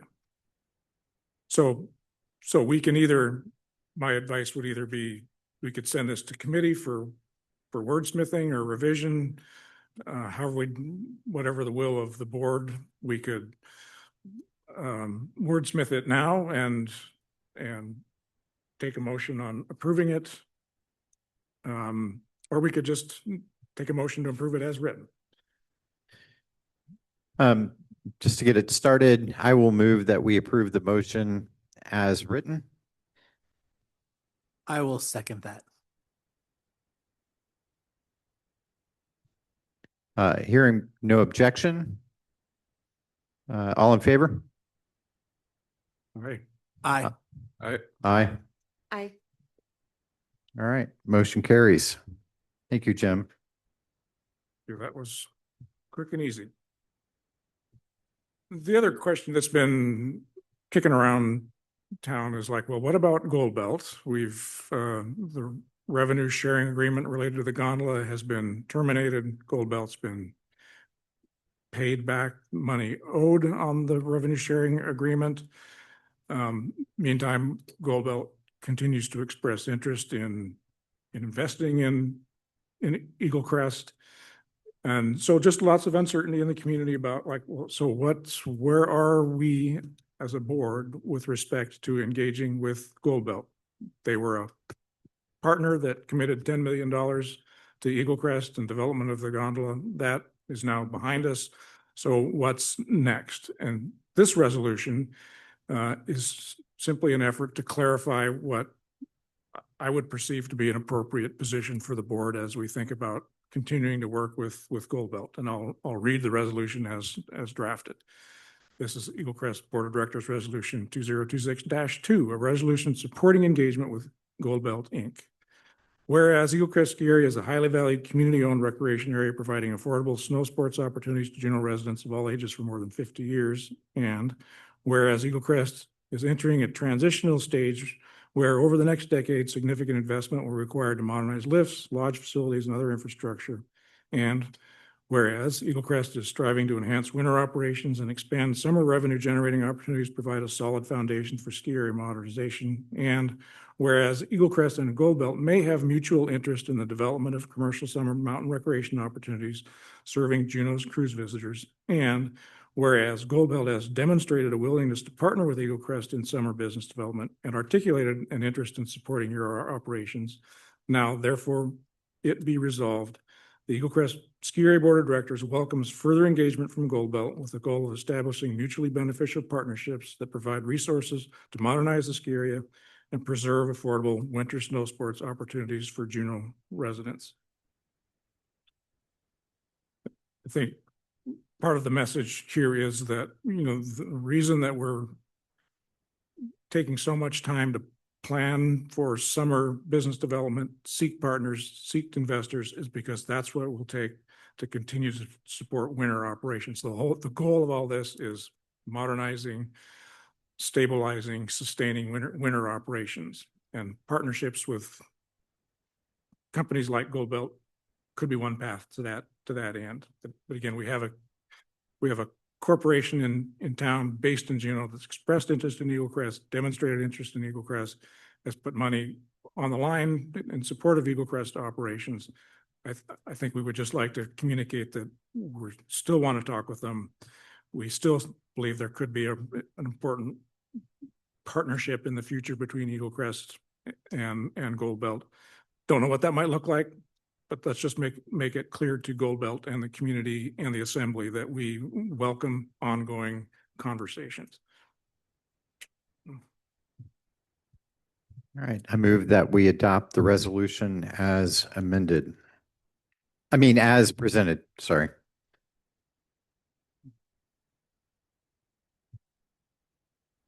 I'll second that motion. All right, all in favor?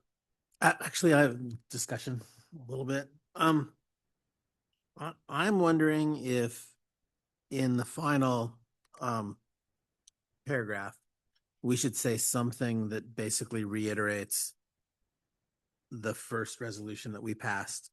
So something that says and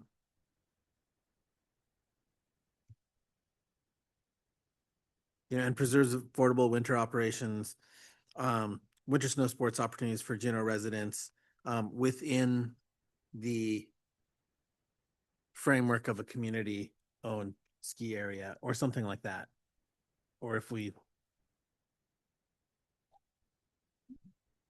just to make it clear that that's kind of a boundary. I'd have no objection to that modification. So can we clarify do we have a clear sense of what the modification is? I read that as Therefore, it be resolved, or be it resolved, the Eaglecrest Ski Area Board of Directors welcomes further engagement with Gold Belt with the goal of establishing mutually beneficial partnerships that provide resources to modernize the ski area and preserve affordable winter snow sports opportunities for Juneau residents within the framework of continuing community ownership.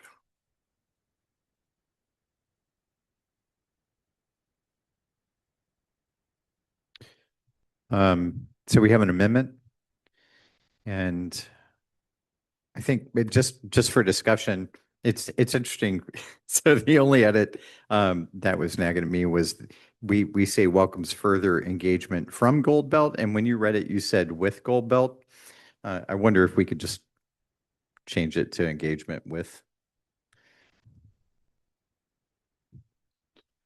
It probably That doesn't seems better matter. to me.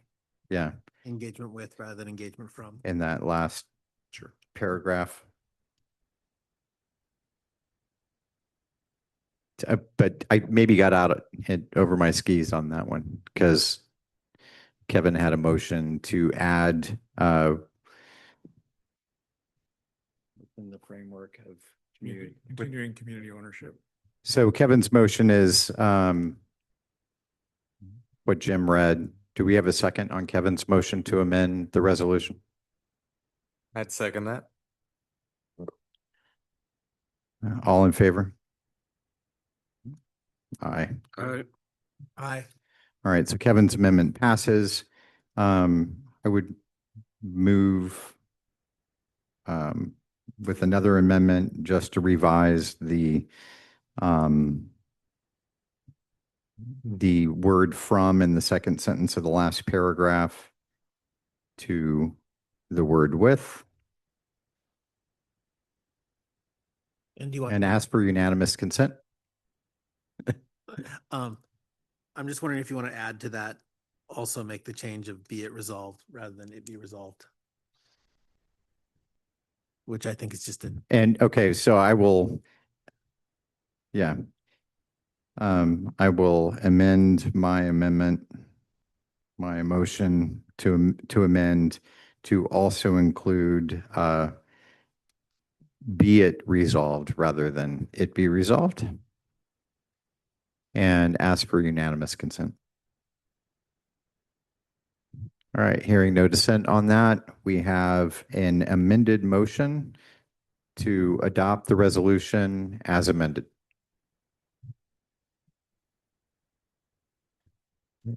And we have a second on that. All in favor? Aye. Aye. Aye. Motion carries. Thank you very much, Jim. These are great. As a matter of procedure, Aaron, I'll redraft and we will get the necessary signatures. Thank you. All right, that brings us to agenda item 11. So what's this one about? This was brought up yesterday in the sales marketing and community meeting or communication meeting to create a work group within that committee to organize and host a monthly community meet and greet beginning July 2026, likely on the Christmas in July date. And then continuing until the start of the 2026-2027 ski season. And then the goal of these events is to provide community members with opportunities to meet board members, share feedback, learn about upcoming programs, and promote season pass sales.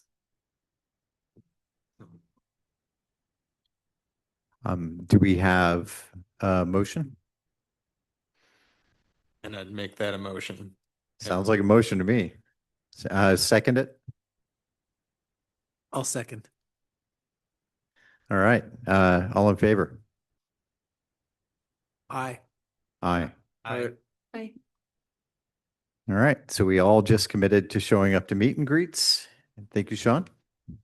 For point of clarification, Mr. Chair, I think the intent here is to create a work group to set the framework so that board members, when they do attend a meet and greet, have sort of a framework within which they will operate and not find themselves being asked to opine on whatever the case may be, the price of season passes, gondolas, parking lot issues, et cetera. The intent is to try to make Eaglecrest board members available. And if I'm overstepping here, please jump in and help me, Sean. Not to be a free-for-all. And so this was intended to be a work group to put together sort of the framework within which board members would then have some sense of, this is why we're doing this. This is what we're going to say. This is the parameters where we go. Well, that's an interesting idea. Let me take it back to the board. That kind of thing. So what we're trying to do here, and Sean is trying to accomplish, is to put the board members out in front of the public, but give the board members sort of a framework within which to operate. So the working group would sort of help develop that and present it back to the board to make sure everybody was comfortable with that. So we didn't find ourselves at the end of a pointed spear being chased from the meet and greet. Did I capture that one? That's correct. So Thank you for the clarification. And I didn't mean to get out in front of things with my comment, but I would imagine the working group's going to produce something that obligates us to show up. So I'm looking forward to it. It'll be fun. Who's going to be on that work group? that's going to be the 3 members of the sales marketing committee, or 2 members of the sales marketing community communications meeting. Kevin, since you're here, would you? Yeah, I'll do it with you. So that would be Kevin Crine and Sean O'Neill. Only Do it. you two. You can add somebody else from another committee that's not also on that committee if you would like to. Would or anyone else like to participate in this? Would, Okay. would like to add Wayne Stevens to the work group. Excellent. Thank you for clarifying that, Ms. Karras. Takes a village. All right. Mr. O'Neill, do you have anything else to say on that topic? All right. Thank you, sir. That brings us to committee reports. And we can start. Mr. O'Neill, do you want to start? I believe that motion sums that one up. So nothing new to report other than that. All right. Thank you. Who wants to go next? Thor's not here to speak finance, so I'll jump in with HR and planning. Next planning committee meeting is scheduled for Wednesday, but we may reschedule that depending on if you haven't done your doodle poll for the next Human Resources Committee meeting. We're going to do that at some point, some noon time next week. If it turns out that Wednesday's the best time, then we'll move the planning committee meeting. But in any case, a couple of things on the planning committee radar. One is the getting the planning consultant on board and underway. We're still wrestling a little bit with scope of work and getting the contract finalized, but we're getting very close on that. It's changed a little bit because when we released the RFP for the planning work, the gondola was still in the mix, and our world has changed in that regard a bit. So we're massaging the scope of the project a little bit. And the other is I've been working with Aaron and Tracy on a Eaglecrest user survey. We have drafted a set of questions that we will ask of our users about all things related to Eaglecrest and what they think we could be doing to improve the quality of their experience and how they learn about, how they get information about Eaglecrest, and all manner of things that we would like to learn from the people that we serve. So that would be a very low cost survey effort, Survey Monkey. At the moment, right now, we're just in the design phase, but would like to get something launched here relatively soon. So we would talk a little bit more about that at the planning committee meeting. Any questions on planning consultants or survey stuff? Human resources. Yeah, tallied up the total applications, 37 applications received. Erin has her hand up. Sorry, you didn't notice. Just one thing, if you do need support with the Survey Monkey, since we are already building one right now, we could help support once all the questions are done. to get Wonderful. that out. Thank you. So Thank you. keep me posted. I'm on the very steep part of that learning curve, so. That's so okay. thank We you. got it.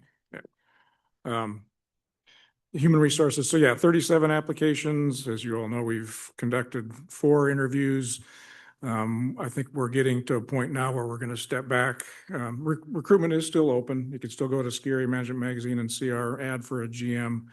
But I think we're getting to the point now where we're going to step back, look at all the applications received, revisit the interviews that we've conducted, review our notes, and make a decision about who we would want to invite for a formal public interview process. So I think we'll be seeing some progress on that front here. We'll have an executive session HRC meeting next week to talk about that and make those decisions. And then fairly quickly after that, proceed with some sort of a formal public process for hiring a new general manager. All right, thank you. And we did hear from Mr. Lindstrom. He couldn't be here tonight. Apologize for that. But he said most of the finance committee update would have been based, and let me back up a little bit. He said the finance committee work was focused on the budget and the pricing topics that we addressed on agenda items tonight and in the manager's report. So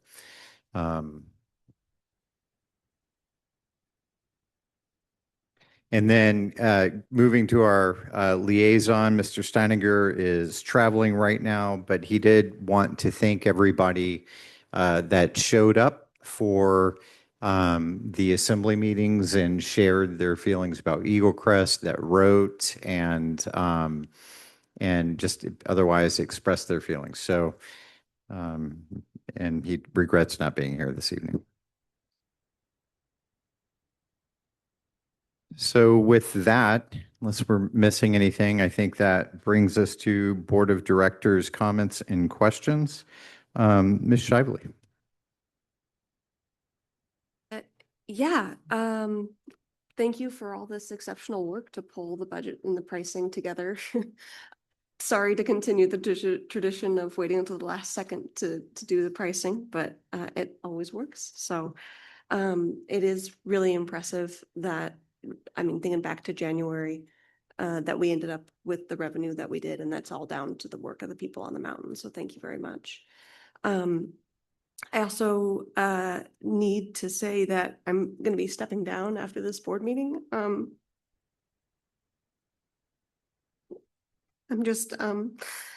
not able to contribute to the board in the way that I would like to. It's been a real honor to be on the board. So thank you.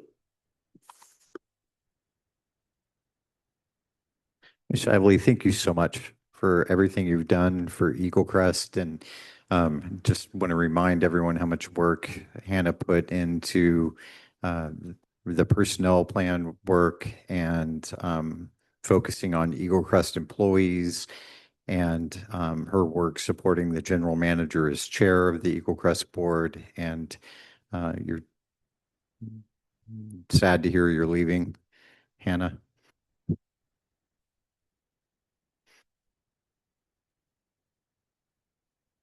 Mr. O'Neill. Well, thank you, Hannah, for all the work you've done. And I want to thank you guys, both you two, for all the hard work you guys have put in.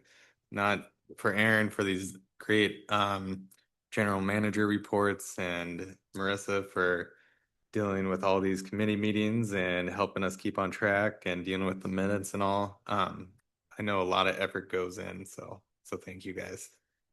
And thanks for the rest of your team too. Appreciate them as well. And I too would add my thank you to Hannah for your years of service on the Eaglecrest board and all the hard work you've put in. It made a huge difference. Thank you, Aaron and Marissa, for all the hard work this past 6 months on getting things going. And thanks to the board members who have chaired committees and put in a tremendous amount of work on finance, planning, HR, as we've gone through some changes. So it's a lot of work, but thank you one and all. I will echo what everyone else has said in terms of just general thanks going around. So, I mean, yeah, you guys, awesome work. It's so nice to get these like detailed budgets and managers reports, especially. Hannah, it's been great working with you on the board and we'll really miss you. And thank you for all of the work that you've done. And yeah, and then kind of on a happy note, I'm looking forward to Christmas in July.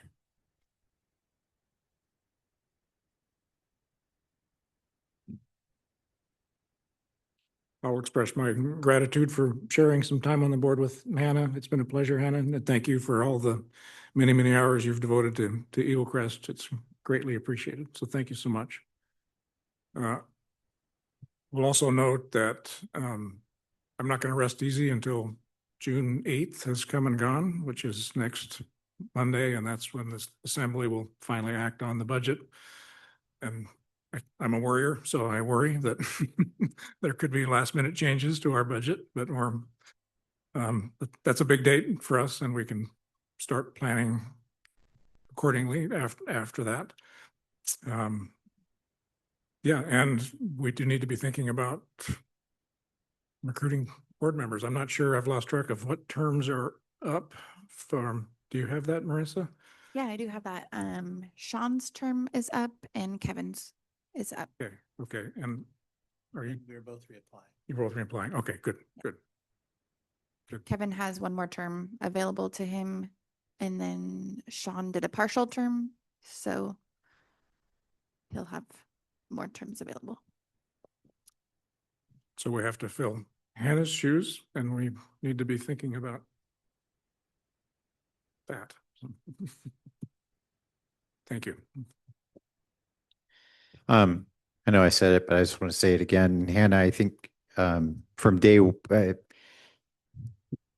had a lot of turnover in the board, and I think when I came on, there are two folks left from when I came on, and that's Kevin and Hannah. And from day one, I noticed that we would get into conversations about different issues at Eaglecrest, and you every time drove it back to employees and whether or not we were caring for employees. You were one of the first people to point out that whenever we were doing something that maybe relied on, the passion of our employees more than we should.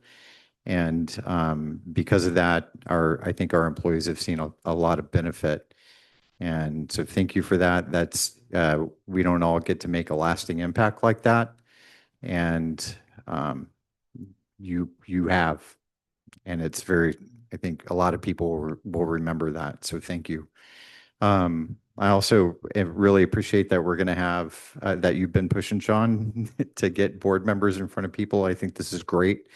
And I just want to thank everybody's work leading up to this June 8th meeting. It's a big deal. If you're listening online, bring yourself, bring your family, bring your friends. We need to be there to tell the assembly still that Eaglecrest is important to us, and that hasn't changed since the last assembly meeting. And just thank you for everything you do.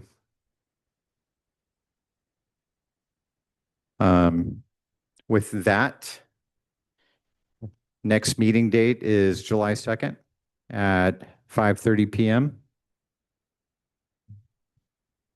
And we're ripe for a motion for adjournment. So move adjourned.